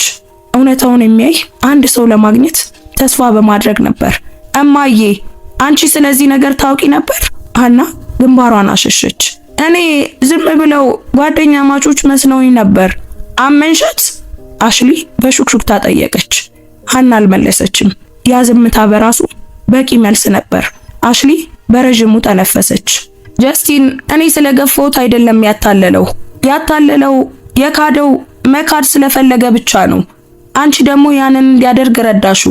አንቺ ተበዳይ አይደለሽም፣ ክሎይ ተናገረች። እንደ ተበዳይ መሆንሽን አቁሚ። የአሽሊ እጅ ስልኩ ላይ ተንቀጠቀጠ። እየመሰልኩ አይደለም፣ ምላሽ እየሰጠው ነው። ክሎይ አይኖቿን አሽከረከረች። እንደገና ጀመርን። ያው አሮጌው አሽሊ፣ ሁሉም ነገር ይጎዳሻል። ሁሉ ነገር ክህደት ነው። ምናልባት ሰዎችን ለማራግ ምን እንዳደረግሽ ተመልከቺ። አሽሊ አሁንም እንዴት ቆማ እንደቀጠለች አላወቀችም። ነገር ግን ድምጿ እንዲረጋ በግድ አደረገችው። ሁለታችሁንም ወዳችሁ ነበር፣ እናንተ ግን ከኔ ይልቅ እሱን መረጣችሁ። ክሎይ አላስተባበለችም፣ እንዲያውም አራራችም። ሀና ድምጿ እየተንቀጠቀጠ ቀረብ አለች። አሽሊ ውዴ፣ እባክሽን መረዳት አለብሽ። ጀስቲን ነገሮችን ነግሮን ነበር። አንቺ ያልተረጋጋሽ እንደሆንሽ ነግሮን ነበር። ካንቺ ጋር ደህንነት እንደማይሰማው አውርቶናል። መራቅ እንደሚያስፈልገው ሲናገር ነበር። አሽሊ በደረቷ ውስጥ በረዶ እንደፈሰሰ ተሰማት። ምን አይነት ነገሮች? የሀና አይኖች ወደ መሬት ተደፉ። የቁጣ ስሜቶች እንዳሉብሽ ተናግሯል። እንደዛትሽበት አንቺን እንደሚፈራሽ። አሽሊ ወደ ኋላ ተሰናከለች። እና እሱን ታምኑታላችሁ? በጣም አሳማኝ ነበር ሀና ተናገረች። እርዳታ እንደሚያስፈልገውና ሰላምን ለመጠበቅ ሲል ገንዘብ እንደሚሰጥ ተናገረ። አሽሊ ደነዘዘች። ገንዘብ? የሀና ዝምታ ማረጋገጫ ያ ነበር። የአሽሊ ድምጽ ተሰባበረ። እና ከኔ እንድትርቁ ከፈላችሁ? ሀና በሹክሹክታ መለሰች። አይ እንደዛ እንኳን አልነበረም። ልክ እንደዛ ነበር እማዬ። ታማኝነታችሁን ገዝቶታል። ክሎይ እንደ ጋሻ በሀና ፊት ቆመች። ያኔ የተረጋጋሽ አልነበርሽም አስሊ። ጀስቲን ካንቺ ጥበቃ እንደሚያስፈልገው ተናገረ። አሽሊ የንዴት ሳቅ ሳቀች። እና እናንተ ደግሞ ገንዘቡ አስፈለጋችሁ አይደል? የክሎይ ፊት ቀላ። ማድረግ ያለብን ነው ያደረግነው። አይ አለች አሽሊ። እናንተን የሚጠቅማችሁን ነው ያደረጋችሁት። ራሷን አዞራት። ወለሉ ዝቅ እንዳለ ተሰማት። ክህደቱ የአንድ ወቅት አልነበረም። ታሪክ ነበር፣ ልማድ ነበር። እንደገና ስልኳ መልእክት አሳየ። ሌላ ጥቃት። በዚህ ጊዜ ቪዲዮ ነበር። ሳታስብ ከፈተችው። አሽሊ ራሷን በስክሪኑ ላይ አየች። ገና ወጣት ሳለች ስታለቅስ፣ ጀስቲን የት እንደነበር እውነቱን እንዲነግራት ስትለምነው ነበር። ድምጿ ይንቀጠቀጣል፣ እጆቿም ይንቀጠቀጣሉ። ደረቷ ወደ ላይና ወደ ታች ከፍ ዝቅ ይላል። ጀስቲን እሷ ሳታውቅ ቀርጿት ነበር። ቪዲዮ ላይ ለዓመታት ያልተረጋጋች ነበረች። ባለቤቷ እውነቱን ማወቅ ይገባዋል የሚል ጽሑፍ ነበረበት። የአሽሊ ሆድ ተረበሸ። ገና ወጣት የሆነችው ራሷ ስትሰምጥ እንደምታይና ዓለም እንደገና ወደ ታች እየጎተታት እንደሆነ ተሰማት። ክሎይ ወደፊት ቀረብ አለች። ኦ ያ የሚያምር ገጽታ አይደለም አሽሊ። አሽሊ በመደናገጥ ዞረች። እሱ እየቀረጸኝ እንደሆነ ታውቂ ነበር። እኔ እንዲቀርጽሽ አልነገርኩትም፣ ግን በታማኝነት ልክ እንደ ባህሪሽ ነው የምትመሲው። በጣም ድራማዊ ነበርሽ። ሀና በሹክሹክታ አሽሊ ይህ ለገጽታሽ አይረዳም አለቻት። ለገጽታዬ? አሽሊ ጠየቀች። በቃ እናንተ የሚያሳስባችሁ ያ ብቻ ነው? ስልኳ እንደገና ጠራ።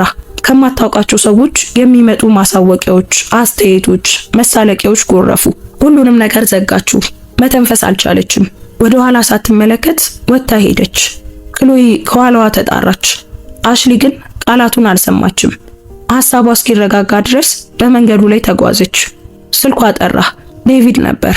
አሽሊ የት ነው ያለሽው? ቪዲዮን አይቼዋለሁ። ዴቪድ ጊዜ ያስፈልገኛል። መንገዱ ዳር ተቀመጠችና ፊቷን በእጆቿ ሸፈነች። አላለቀሰችም፣ ግን ደንዝዛለች። በጣም ተጨንቃለች። በጣም ባዶ ሆናለች። ስልኳ እንደገና ይጠራል። አዲስ መልእክት፣ የማታውቀው ማሳወቂያ፣ የዕዳ ማስጠንቀቂያ። ከፈተችው። ከዓመታት በፊት በአሮጌ ስሟ የተከፈተ የክሬዲት ካርድ አካውንት። በሺዎች የሚቆጠር ዕዳ ተከምሯል። ሌላ አካውንት፣ እንደገና ሌላ። የአሽሊ ልብ መታ። ማንነቷ ተሰርቋል። እና ደግሞ በአጋጣሚ አይደለም፣ በቅርብም አይደለም። ለዓመታት ማንነቷ ተሰርቋል። እና የጣለቻቸው አሮጌ ሰነዶችን ማግኘት የሚችሉ አንድ ወገኖች ብቻ ነበሩ። ቤተሰቦቿ፣ የገዛ ቤተሰቦቿ። ትንፋሿ ተቆራረጠ። የዴቪድ ስም እንደገና ታየ። አሽሊ ምን እየሆነ ነው? በቀስታ ጻፈች። አንድ ሰው ማንነቴን የተጠቀመበት ይመስለኛል። ዴቪድ፣ እኔ ያልከፈትኳቸው በጣም ብዙ ዕዳዎች አሉ። ዴቪድ ወዲያውኑ መለሰላት። ይሄንን ማስተካከል እችላለሁ፣ ብቻ አንቺ ንገሪኝ፣ ሁሉንም ነገር አስተካክላለሁ። አይ በሹክሹክታ መለሰች። ገና አሁን አይደለም፣ አሁን መጋፈጥ አለብኝ።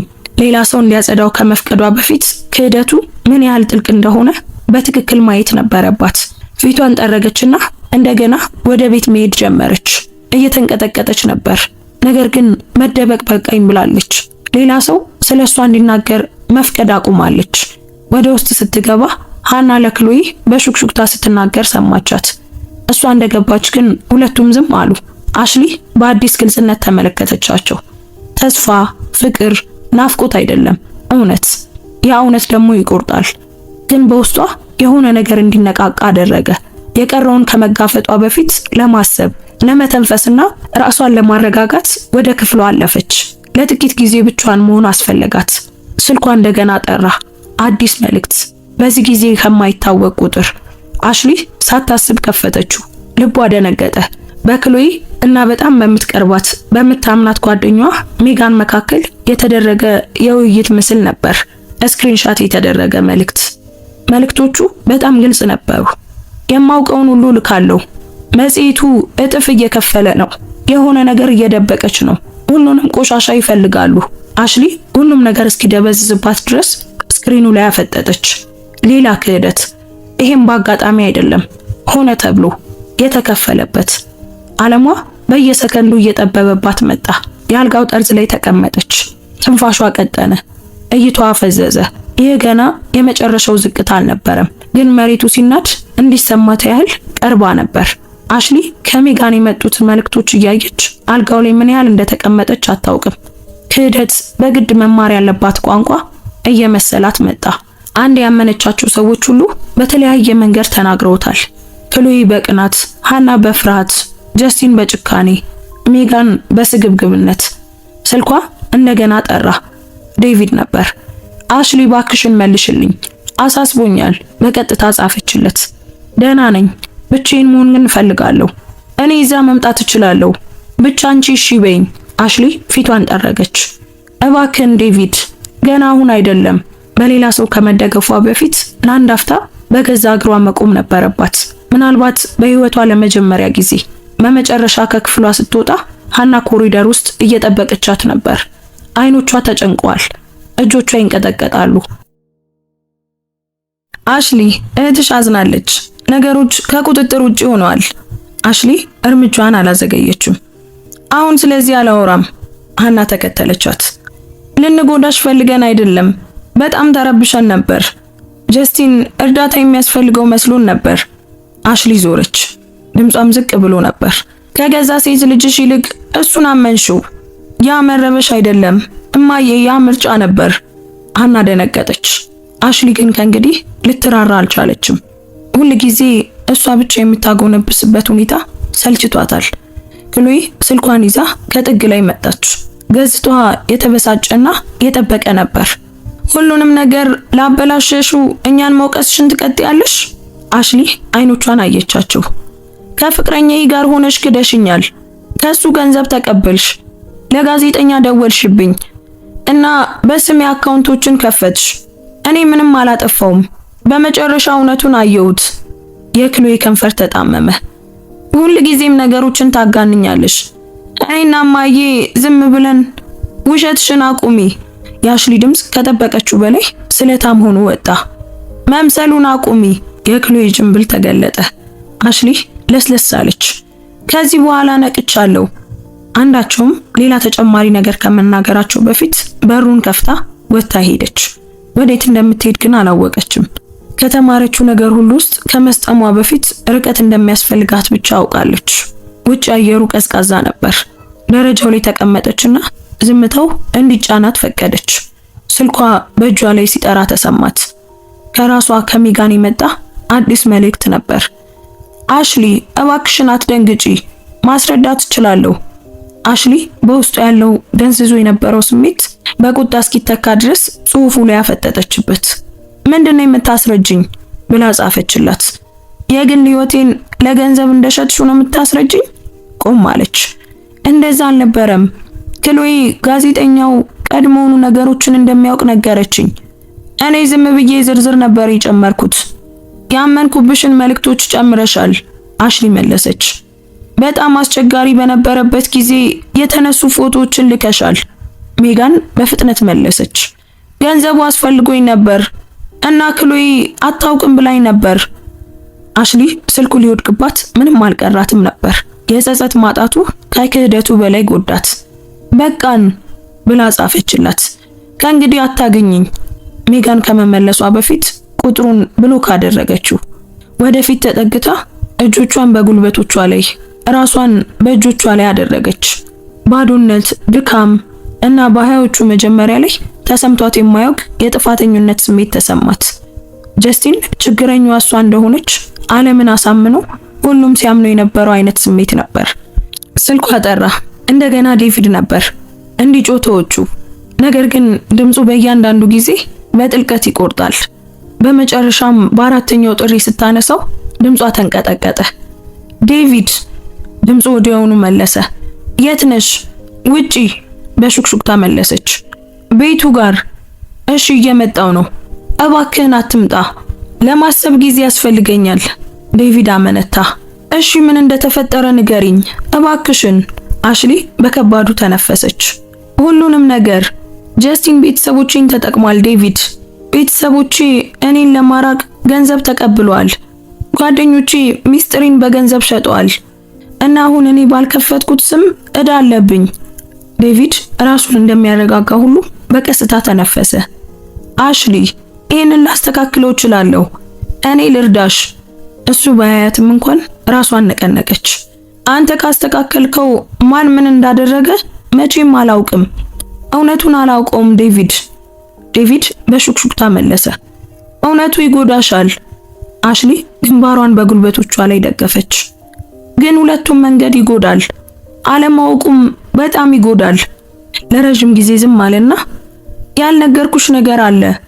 አንቺን ለመጠበቅ ሞክሬ ነበር፣ ግን ምናልባት ቀደም ብዬ ልነግርሽ ይገባ ነበር። አሽሊ ደነገጠች። ምንድነው እሱ ዴቪድ? አንቺ ምንም ከመናገርሽ ከዓመታት በፊት ስለ ጀስቲን አውቅ ነበር። ላንቺ ማን እንደሆነ አላውቅም፣ ግን አደገኛ እንደሆነ አውቅ ነበር። የሄል ኮርፖሬሽን ተደራሽነትን ለማግኘት የአንድን ሰው ስም ለመጠቀም እንደሞከረ አውቅ ነበር። ስንገናኝ ደግሞ ያ ስም ያንቺ እንደሆነ ጠረጠርኩ። ላስጠነቅቅሽ ፈልጌ ነበር፣ ነገር ግን ያላንቺ ፍቃድ በህይወትሽ ውስጥ ጣልቃ መግባቱን አልፈለኩትም። አሽሊ ዓለም እንደገና ይዞረባት መሰላት። ዴቪድ ስለሱ የሆነ ነገር ታውቅ ነበር እና ምንም አልተናገርክም? በህይወትሽ ውስጥ ምን ማድረግ እንዳለብሽ የሚነግርሽ ሌላ አይነት ወንዶኝ መግባት አልፈለኩም። ዴቪድ በዝግታ ተናገረ። ለነጻነትሽ ክብር እየሰጠው ነበር፣ ግን ምናልባት ተሳስቼ ይሆናል። የአሽሊ ድምፅ ተንቀጠቀጠ። ልትነግረኝ ይገባ ነበር። በእውነቱ ልታምነኝ ይገባ ነበር። አዝናለሁ፣ በእውነት አዝናለሁ። ዴቪድ መለሰ። የአሽሊ ደረት ባልተመጣጠነ ሁኔታ ከፍና ዝቅ ሲል ተሰማት። በቅንነቱ አልተጠራጠረችም። ለሷ ያለውን ውዴታ፣ ፍቅሩን፣ መጠበቁን ታውቃለች። ነገር ግን በድንገት በዙሪያው ያለው የእያንዳንዱ ዝምታ ክብደት፣ እያንዳንዱ የተደበቀ እውነት፣ ያለሷ የተወሰነ እያንዳንዱ ውሳኔ ተሰማት። ጊዜ ያስፈልገኛል ዴቪድ፣ በሹክሹክታ መለሰች። እባክሽ አሽሊ። ድምፁ በህመም ተሞልቶ ነበር። ከህይወትሽ አታግይኝ። አይ እንደዛ እያደረኩ አይደለም፣ ዝም ብዬ መተንፈስ ፈልጌ ነው። እሱ ሳይመልስ ስልኩን ዘጋችው። ከዚያ በኋላ እጆቿ ተንቀጠቀጡ። ያለ አቅጣጫ፣ ያለ ግልጽነት በመንገዱ ላይ ተጓዘች። ለዴቪድ ቀጥሎ ምን እንደምትለው አታውቅም። ማንን ማመን እንዳለባትም አታውቅም። ሁሉንም ነገር አቀናጅታ ለመያዝ ራሷንም ቢሆን በጭንቅ ነበር የምታምነው። አንድ ሰው ስሟን ሲጠራ ስትሰማ እርምጃዋን አዘገየች። አሽሊ ደነገጠች። ጀስቲን በመኪና ማቆሚያ ቦታ ጠርዝ ላይ ቆሞ ልክ ዓለም የሱ እንደሆነች ሁሉ በቸልተኝነት የመንገድ መብራት ተደግፎ ነበር። ፈገግታው ወደ ቀዝቃዛ ነገር ተለወጠ። ቀረብ አለ። ከባድ ቀን ነበር። አልተናገረችም። ጀስቲን ጥቂት ኢንች እስኪቀረው ድረስ በራስ መተማመን ስሜት ተራመደ። ባለቤትሽ በቅርቡ በጣም ሊያዝን ነው። አሽሊ ሆዷ ተረበሸ። ጀስቲን ከኔ ራቅ። ከት ብሎ ሳቀ። ተረጋጊ። ዝም ብዬ መረጃ ልስጥሽ ብዬ ነው። ስላንቺ እውነቱን ሲያውቅ ራስሽን እስኪያዞርሽ ድረስ በፍጥነት ይሸሽሻል። በእኔ ላይ ልትጠቀምበት የምትችለው ምንም አይነት እውነት የለም። አሽሊ መለሰች። ከእንግዲህ የለም። ጀስቲን በሹክሹክታ ተናገረ። አይ አለ፣ የእውነት የሆነ ነገር አለ። ወደ ጃኬት ውስጥ ገብቶ የታጠፈ ሰነድ አወጣ። በልምድ ከፈተና ዘረጋው። እሱ ከማየቱ በፊት ይህንን ማየት ትፈልጊ ይሆናል። አሽሊ ወረቀቱ ላይ አፈጠጠች። ከዓመታት በፊት የነበረው አድራሻዋ፣ ስሟ፣ አሮጌ ፊርማዋ፣ ያ የምታውቀው ፊርማ፣ ግን እሷ መቼም ያልፈረመችው ፊርማ። ትንፋሿ ጉሮሮዋ ላይ ቀረ። ይሄ ምንድነው ጀስቲን? በሹክሹክታ ጠየቀች። ጀስቲን እስክትጠይቅ ድረስ ሲጠባበቅ እንደነበረው ሁሉ ፈገግ አለ። አሽሊ በጀስቲን እጅ ያለውን ሰነድ አፈጠጠችበት። የልብ ትርቷ በጆሮዋ ውስጥ አስተጋባ። ፊርማዋ በገዙ ግርጌ በሰማያዊ ቀለም ሰፍሯል። የኢ ቅርጽ ያለው እና የዋይ ጅራት። ከዚህ ከተማ ከመውጣቷ በፊት የምትፈርመው ያው ፊርማ። ነገር ግን ይህንን ወረቀት ከዚህ በፊት አይታው አታውቅም። እንደዚህ አይነት ነገር ላይ ፈርማ አታውቅም። ይሄ ምንድነው? እንደገና በሹክሹክታ ጠየቀችው። ጀስቲን በመገረሟ እየተደሰተ ፈገግ አለላት። የዝውውር ፍቃድ ነው፣ ህጋዊ ይመስላል አይደል? ለመተንፈስ ራሷን አስገደደች። ዝውውር ለማን? የመንገዱ መብራት ወረቀቱን እንዲያበራው ከፍ አድርጎ ያዘው። ከሄል ኮርፖሬሽን ወደ እኔ ነው። ሆዷ ተረበሸ። ይሄ እብደት ነው። እኔ መቼም የሄል ኮርፖሬሽን አካውንቶች ተደራሽ አልነበርኩም። መቼም ቢሆን ይሄ እኮ ነው አስደሳች የሚያደርገው። ጀስቲን በለስላሳ ሁኔታ ሳቀ። የዴቪድ ቦርድ አንቺ ይሄንን ሐሰተኛ ነው ማለትሽ ግድ አይሰጣቸውም። ፊርማ ነው። በትክክለኛው ጊዜ ሰዎች እንዳንቺ ያለ ታሪክ ስላላት ሴት ማንኛውንም ነገር ያምናሉ። የአሽሊ ድምጽ በቁጣ ተቃጠለ። ቆይ ጀስቲን ለምን እንደዚህ ታደርጋለህ? ወደፊት ቀረብ አለ። ምክንያቱም ትተሽኝ ስለሄድሽ፣ ከኔ የሚሻል ሰው ያገኘሽ ስለመሰለሽ እና ስለ ፍቅር የሚያውቀውን ሁሉ ያስተማረሽን ሰው ስለረሳሽ። አሽሊ ወደ ኋላ ፈገፈገች። አንተ ፍቅር አላስተማርከኝም። መትረፍን፣ መቆየትን፣ ራስን ማዳንን ያስተማርከኝ። ጀስቲን አንዴ በቀዝቃዛና በስለታም ድምጽ ሳቀ። ደና አሁን የሚያስፈልግሽ መትረፍ ነው። መንጋጓን አጠበቀች። ዴቪድ ይሄንን አያምንም። ጀስቲን ራሱን ዘንበል አደረገ። ሌላ ሰው ግን ያምናል። ህዝቡ፣ ባለሀብቱ፣ ቦርዱ። ቀድሞውኑ የተዘበራረቀ ታሪክ ያላት ያልተረጋጋች ሚስት ተብለሽ በዜና ላይ ትታያለሽ። ይሄ ሰነድ የመጨረሻው ግፊት ነው። ዴቪድ የዛኔ ራሱን ለመጠበቅ ይገደዳል። አሽሊ ፍርሃት እንዲውጣት ላለመፍቀድ ራሷን ነቀነቀች። እሱ እንዳንተ አይደለም። ጀስቲን ተጠጋ። ዝናቸው አደጋ ላይ ሲወድቅ ሁሉም ሰዎች እንደኔ ይሆናሉ። አሽሊ ስብራቷን እንዳያይባት ወደ ኋላ ተመለከተች። ጀስቲን እኔ እንድታሸንፍ አልፈቅድልህም ውዴ አለ ሰነዱን ወደ ጃኬቱ እየመለሰ። ቀድሞውኑ ተሸንፈሻል። ዛሬ ማታ ለዴቪድ ኮፒውን እሰጠዋለሁ። አሽሊ አልጠበቀችም። ዘወር ብላ በፍጥነት ተራመደች። ጀስቲን ስሟን ሲጠራ ትሰማ ነበር፣ ግን አልቆመችም። በጸጥታው መንገድ ላይ ስትጣደፍ ትንፋሿ ፈጠነ። መብራቶቹ ተደበላለቁ። ቅዝቃዜው በጃኬቷ ውስጥ ዘለቀ። ስልኳን አውጥታ ለዴቪድ ደወለች። ወዲያውኑ አነሳው። አሽሊ ድምጿ ተንቀጠቀጠ። ዴቪድ ሊያጠምደኝ እየሞከረ ነው። የት ነሽ? የዴቪድ ድምጽ የረጋና ትኩረት ያደረገ ሆነ። ኦክ ስትሪት አቅራቢያ። ጀስቲን አንድ ሰነድ አሳይቶኛል። ፊርሜን አስመስሎታል። ከድርጅት ዝውውር እንደፈቀድኩ ይናገራል። እኔ እንደዚህ ያለ ነገር አይቼ አላውቅም። ለቦርድ ኮፒ እንደሚሰጥ ተናግሯል። ዝምታ ተፈጠረ። ነገር ግን የፍርሃት አልነበረም። ዴቪድ በፍጥነት እያሰበበት ያለ ዝምታ ነበር። አሽሊ ስሚኝ፣ ደና ወደ ሆነ ቦታ ሄጂ። እኔ አሁኑኑ እዛ እመጣለሁ። ዴቪድ እለምንሃለሁ። ዝርዝሩን እንኳን በደንብ አታውቅም። አያስፈልገኝም። አንቺ ይህንን እንዳላደረግሽ አምናለሁ። አይኖቿ በእንባ ተሞሉ። ከኔ ይልቅ ድርጅትን እንደምትመርጥ ያስባል። የዴቪድ ድምጽ እየጠነከረ ሄደ። እኔ ሁልጊዜም አንቺን እመርጣለሁ። እጇን ግንባሯ ላይ አድርጋ በረጅሙ ተነፈሰች። ለምን እንደዚህ እንደሚያደርግ አልገባኝም፣ ዴቪድ ተናገረ። ምክንያቱም ተስፋ ስለቆረጠ ነው እና አንቺ ያኔ ሰበረሽ ያቺው ልጅ እንደሆንሽ ስለሚያስብ ነው። እንደዛ ባለመሆንሽ ተበሳጭቶ ነው። አሽሊ አይኖቿን ጨፈነች። አይደለሁም፣ አውቃለሁ የኔ ውድ አላት። በቅርቡ ደግሞ ሌላውም ሰው ያውቃል። ከደቂቃዎች በኋላ የመኪና መብራቶች ታዩ። ዴቪድ መኪናው ሙሉ በሙሉ ከመቆሙ በፊት ወረደ። ገጽታው ምንም አይነት ማመንታት ወይም ጥርጣሬ አልነበረበትም። ቀጥታ ወደሷ መጥቶ ፊቷን በእጆቹ ያዘ። ያሳየሽን ነገር አሳይኝ። አሽሊ ራሷን ነቀነቀችና ከጀስቲን ርቃ እንደሄደች ያነሳችውን የሰነዱን ፎቶ አወጣች።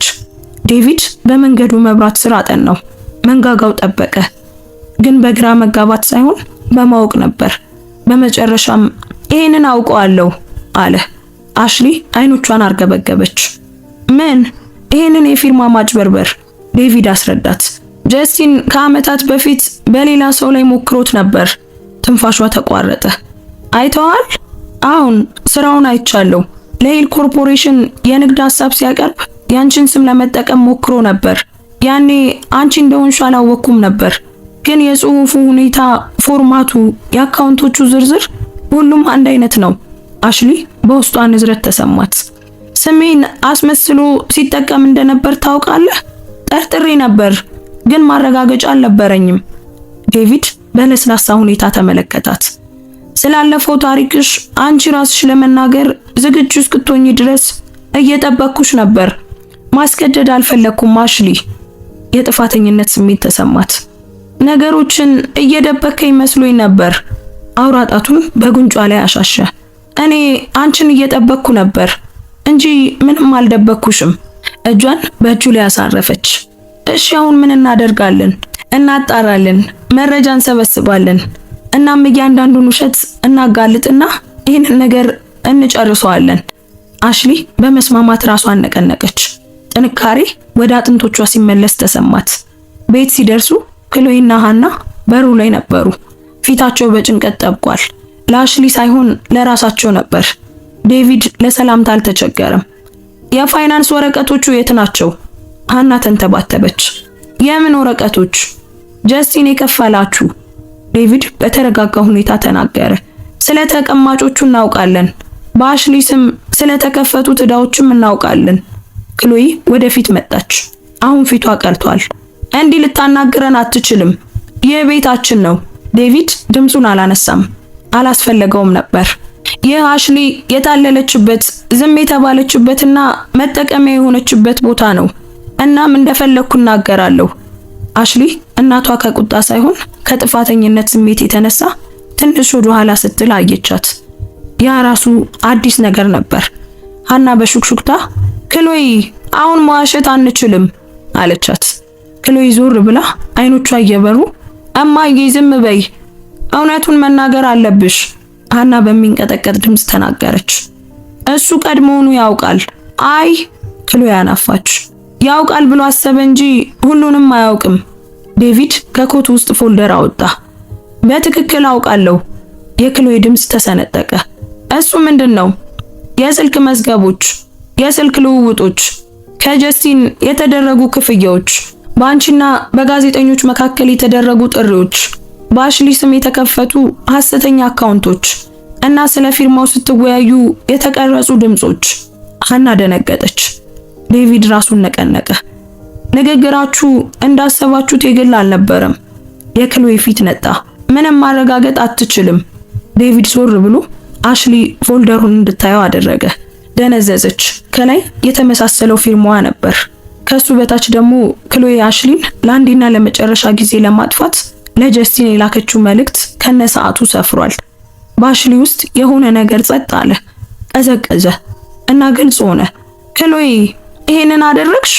ክሎይ ራሷን በግልጽ ነቀነቀች። አይ ጀስቲን ነው እነዚያን ሰነዶች እንድልክ የነገረኝ፣ እሱ ነው፣ እኔ አይደለሁም። እሱ ነው ሁሉን ነገር ያቀደው። ዴቪድ የአሽሊን አይኖች ተመለከተ። እሱ አይደለም ያቀደው፣ አንቺ ነሽ። አሽሊ እውነቱ ግልጽ ሆኖላት አረፈ። ክሎይ የጀስቲን ተጎጂ አልነበረችም። ክሎይ አልተሳሳተችም። እሷ ግራ አልተጋባችም። ዋናው አቀነባባሪ እሷ ነበረች። የክሎይ ከንፈሮች ተንቀጠቀጡ። አንቺ ያለሽን ብቻ ነው የፈለኩት። አሽሊ ያፈጠጠችባት። ዴቪድን ፈልገሽ ነበር። የክሎይ ትንፋሽ ተቆራረጠ። ለምን አንቺ ሁልጊዜ ደካማዋ፣ ስሜታዊዋ፣ እርዳታ የምትፈልጊዋ ነበርሽ? እንደሱ ያለ ሰው አይገባሽም። አሽሊ በቀስታ ተነፈሰች። ስለዚህ እኔን ለማጥፋት ሞከርሽ? ክሎይ ወደ ኋላ ተመለሰች። አይገባሽም።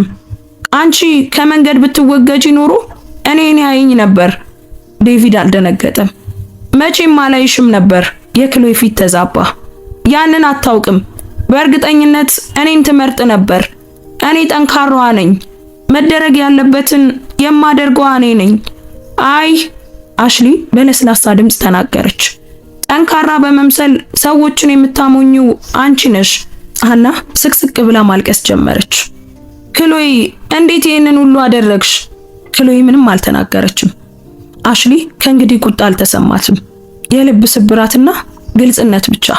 ሆኖም ግን ምሽቱ አላበቃም ነበር። ሌላ ነገር ከመናገራቸው በፊት የመኪና መብራቶች በመንገዱ መጨረሻ ታዩ። መኪናው በፍጥነት ወደ ቤቱ ቀረበ። አሽሊ ደነዘዘች። ጀስቲን። ቀጥሎ የሚፈጠረው ነገር ሁሉንም ነገር ይለውጠዋል። ጀስቲን ከአይኖቹ ጀርባ ከሚታየው ድንጋጤ ጋር የማይመጣጠን በራስ መተማመን ይዞ ከመኪናው ወረደ። በሩን በኃይል ዘግቶ ወደ በረንዳው አመራ። የዴቪድ የጥበቃ ቡድን በዝግታ ቦታቸውን ሲይዙ ችላ በማለት አሁንም ሊያስፈራራት እንደሚችል ሁሉ አሽሊን ብቻ ተመለከታት። አሽሊ አለ በግድ ፈገግ ለማለት እየሞከረ። እኔና አንቺ ብቻችንን መነጋገር አለብን። አሽሊ ከመናገሯ በፊት ዴቪድ ወደፊት መጣ። ብቻዋን በፍጹም አታናግራትም። ዳግመኛ መቼም አይሆንም። ጀስቲን ሳቀ። በሳቅ ውስጥ ግን ድምፁ ይንቀጠቀጥ ነበር። ይሄንን መቆጣጠር የምትችል ይመስልሃል? እውነቱ ሲወጣ እሷ ንጹህ ትሆናለች ብለህ ታስባለህ? አሽሊ በተረጋጋ ሁኔታ አይኖቹን አየቻቸው። እውነቱ ቀድሞውኑ ወጥቷል። ያንተ ደግሞ ቀጥሎ ይወጣል። የጀስቲን ፈገግታ ጠፋ። ምን የምታውቂ ይመስልሻል? ዴቪድ የያዘውን ፎልደር ከፈተ። ሁሉንም ነገር ለአሽሊ አንድ ወረቀት ሰጣት። ዝቅ ብላ አየች። ከገበያ ማዕከሉ የተወሰደ የጥበቃ ካሜራ ምስል ነበር። መግፋቱ፣ ስድቡ፣ ሁሉም ነገር። ጀስቲን ጥግ ያስያዛት ምስል፣ መንገዷን የዘጋባት ምስል፣ ሊጎትታትና እጇን በኃይል ለመያዝ ሲሞክር ያለው ምስል። የጀስቲን ፊት ገረጣ። ያ ምንም ማለት አይደለም። ዴቪድ ሌላ ሰነድ አወጣ። ስትዝትባት የሰሙ የምስክሮች ቃልን ተቀብለናል። ጀስቲን መንጋጋው ጠበቀ። ሰዎች ለገንዘብ ሲሉ ይዋሻሉ። ዴቪድ ሌላ ሶስተኛ ሰነድ አወጣ። ለጋዜጠኛው የደወልክባቸው ጥሪዎች መዝገብ፣ ድምጽ፣ ቁጥር። ጀስቲን ደነዘዘ። እና ይህ ደግሞ ዴቪድ የመጨረሻውን ወረቀት አከለ። ከ2 ዓመት በፊት በሌላ ማንነት ተመሳሳይ የፊርማ ማጭበርበር ለመፈጸም እንደሞከርክ የሚያሳይ ማስረጃ ነው። አሽሊ የጀስቲን በራስ መተማመን ሲፈራርስ ተመለከተች። እጆቹ ተንቀጠቀጡ። ትንፋሹ ባልተመጣጠነ ሁኔታ ይወጣ ነበር። ሁሉንም በእኔ ላይ ለመጫን ታስባላችሁ? ያንን ዝውውር የፈረመችው እራሷ ናት። እጄ ላይ ማስረጃው አለ። ዴቪድ በመጨረሻው ቆራጥነት ወደፊት መጣ። እሷ እንዳልፈረመችው እናውቃለን። አሽሊ ጀስቲን ያሳያትን የፊርማ ወረቀት ሰጠችው። ዴቪድ ትክክለኛ ከሆኑት የአሽሊ ፊርማዎች አጠገብ አኖረው። ልዩነቱ በግልጽ ይታይ ነበር። ጀስቲን ወደ ኋላ ፈገፈገ። ማረጋገጥ አትችሉም። ቀድሞውኑ አረጋግጠናል። ዴቪድ መለሰ። ፕሪንተር፣ ሰዓቱ፣ በክላውድ አካውንት ላይ የተቀመጡ ድራፍቶች፣ ሕፃን እንኳን ሊከተለው የሚችለው ፍንጭ ትተሃል። ሃና በለስላሳ ሁኔታ ተነፈሰች። ክሎይ ግድግዳውን ተደግፋ ወደ ኋላ ተንገዳገደች። ጀስቲን ራሱን ያዘ። ድንጋጤው እየጨመረ ነበር። ክሎይ ናት በዛ ይረዳችኝ። እሷ ናት እነዛን ሰነዶች እንድልክ የነገረችኝ። አሽሊን እንደሚያጠፋት የነገረችኝ እሷ ናት። የክሎይ ክህደት ወዲያውኑ መጣ። አንተ ውሸታም! እሷ እንድትጠፋ የፈለከው አንተ ነህ እንጂ እኔ አይደለሁም። ጀስቲን ወደ እሷ ጠቆመ። አሽሊ ከመንገድ ብትወገድ ዴቪድ እኔን ያየኛል ያልሽኝ አንቺ ነሽ። የክሎይ ድምጽ ተሰነጠቀ። ሁሉንም ነገር እያጣመምከው ነው። ዴቪድ ሲባሉ በተረጋጋ ሁኔታ ተመለከተ። ለዛሬ ይበቃል። ጀስቲን በንዴት እንባ እየተናነቀው ወደ አሽሊ ዞረ። ይሄንን አንቺ ያደረግሽው? ሁሉንም ነገር በእኔ ላይ አዞርሽው? አሽሊ በቀስታ ራሷን ነቀነቀች። ይሄንን ያደረግከው አንተ ራስህ ነህ ጀስቲን። ወደ እሷ ለመራመድ ሞከረ። ነገር ግን 3 የጥበቃ ሰራተኞች ወዲያውኑ መንገዱን ዘጉበት። ቆመ። ደረቱ ይነሳል ይወድቃል። ፊቱ በንዴትና በውርደት ቀልቷል። አንቺን ይዞሽ የሚቀጥል ይመስልሻል? አሁን ደህና ይሆንሽ ይመስልሻል? ዴቪድ በመካከላቸው ቆመ። አሁን እሷ በጣም ደህና ናት፣ አንተ ግን አይደለህም። 2 ጥበቃዎች ወደፊት መጡ። ሚስተር ሂል። ዴቪድ ራሱን ነቀነቀ። በጀስቲን ዙሪያ ከበቡት። ቆይ! ጀስቲን ጮኸ። ይህ ነገር አላበቃም። ህይወቴን አጠፋሽው። የገዛ ህይወትን ያጠፋው አንተ ራስህ ነህ። አሽሊ መለሰች። ሁሉንም ደግሞ ካንተ ጋር ጎተትካቸው። ጀስቲን ጥበቃዎቹ ወደ መኪና ሲወስዱት በከንቱ ይፈራገጥ ነበር። የመጨረሻ ቃላቶቹ የተሰባበሩ ነበሩ። ማንም አልነበረችም። ማንም። አሽሊ አልደነገጠችም፣ አላለቀሰችም፣ አልተሰበረችም። ድምፁ ወደ ጩኸት ተቀይሮ እስኪጠፋ ድረስ በዝምታ ተመለከተችው። መኪናው ሲሄድ መንገዱ በሚያም ዝምታ ተዋጠ። አና በረንዳው ላይ ተቀመጠች። ፊቷን በእጆቿ ሸፈነች። አሽሊ ልጄ፣ በጣም አዝናለሁ። እኔ አላወቅኩም ነበር። አሽሊ ዝም ብላ ቆመች። እማዬ፣ እሷን ማመንን መረጥሽ፣ እኔን መጉዳትን መረጥሽ፣ ከልጅሽ ለመራቅ ገንዘብ ለመቀበል መረጥሽ። ሃና በኃይል አለቀሰች። ነገር ግን አሽሊ ወደ እሷ አልተጠጋችም። በዚህ ጊዜ ለይቅርታ ዝግጁ አልነበረችም። እንደውም ይቅርታው መቼ እንደሚመጣ እንኳን አታውቅም። ክሎይ ፊቷን ጠረገች። አሽሊ እስከዚህ ድረስ እንዲሄድ ፈልጌ አልነበረም። እኔ ዝም ብዬ የራሴን ነገር ነበር ያደረኩት። ሁል ጊዜ ሁሉ ነገር ያለሽ መሰለኝ። የአሽሊ ድምፅ ለስላሳ ግን ቆራጥ ነበር። ክሎይ እኔ ምንም አልነበረኝም። በጭንቅ ነው የተረፍኩት። አንቺ ግን ያቺኑ ያለችኝን ትንሽ ነገር ለመውሰድ ፈለግሽ። ክሎይ አፏን ይዛ ተንቀጠቀጠች። ይቅርታሽ አይገባኝም። አሽሊ አንዴ ራሷን ነቀነቀች። አሁን በእርግጥም አይገባሽም ክሎይ። ዝምታ በመካከላቸው ሰፈነ። ከባድና እውነተኛ ዝምታ። ዴቪድ ወደ አሽሊ መጥቶ እጇን በቀስታ ያዛት። ምን ማድረግ ትፈልጊያለሽ አሽሊ ውዴ ሲል ጠየቃት። አሽሊ ቤቱን ተመለከተችው። ያላገኘችውን ፍቅር ስትፈልግበት፣ ያልተሰጣትን እምነት ለማግኘት ስትሮጥበት፣ ሁል ጊዜ የሚርቃትን ተቀባይነት ስታሳድድበት የነበረውን ቦታ። እናም በረዥሙ ተነፈሰች። በቃኝ ሀና በለቅሶ ተናገረች። የክሎይ ትከሻዎች ዝቅ አሉ። አሽሊ ወደ ኋላ ዞር አላለችም። አሁን ራሴን እየመረጥኩኝ ነው በለስላሳ ድምፅ ተናገረች። ያንን ደግሞ በዚህ ቦታ ማድረግ አልችልም። ከበረንዳው ወረደች። ዴቪድ ከእርሷ ጋር ተራመደ። ወደ በሩ ሲደርሱ እንደገና ተናገረ። ክሶቹ ዝግጁ ናቸው። ማጭበርበር፣ ማንነትን መስረቅ፣ ማስፈራራት። ጠበቆቹ ሁሉንም ይይዙታል። አሽሊ ራሷን ነቀነቀች። ጥሩ፣ እርግጠኛ ነሽ ሲል ጠየቃት። አሁን ድምጿ አልተንቀጠቀጠም። እውነት መውጣት አለባት። መደረግ ያለበትን አድርግ። ዴቪድ እጇን ጨመቅ አደረገው። በአይኖቹ ውስጥ ኩራት ይታያል። አይ ይሄንን ያደረግሽው አንቺ ነሽ፣ እኔ አይደለሁም። ቆመሽ ተጋፈጥሻቸው። አሽሊ ረዥምና የተረጋጋ ትንፋሽ ወሰደች። ከእንግዲህ አልፈራም። የጀስቲን መታሰር ዜና የደረሳቸው ጋዜጠኞች መንገዱ ላይ መሰብሰብ ጀምረው ነበር። ካሜራዎች ይበሩ ነበር። ድምጾች ተሰሙ። ማይክሮፎኖች ወደ እሷ ጠቆሙ።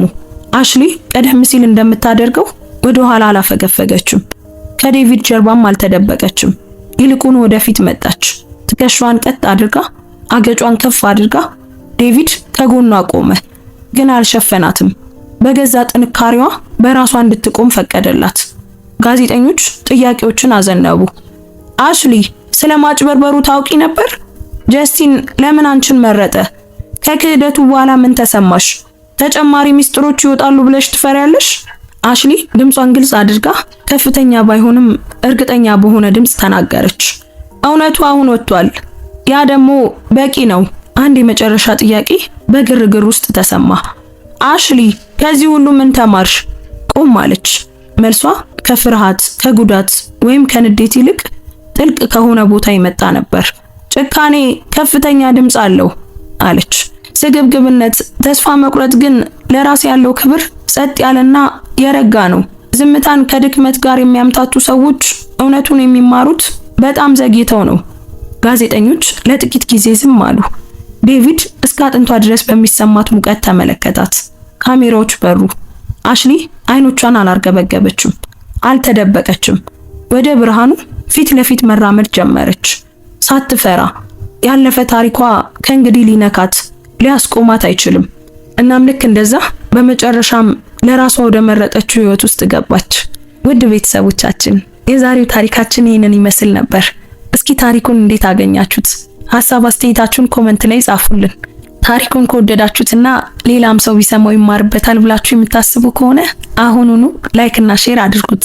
እንደዚህ አይነት መሳጭ ታሪኮችን መስማት የምትወዱ ከሆነ በየቀኑ የምናቀርብበትን የዩቲዩብ ቻናላችንን ሰብስክራይብ በማድረግ ቤተሰባችንን ተቀላቀሉ። የምንለቃቸው አዳዲስ ቪዲዮዎች እንዳያመልጧችሁ የደውል ምልክቱን ተጫኑ። እናመሰግናለን። እንወዳችኋለን። ቸር ቆዩን።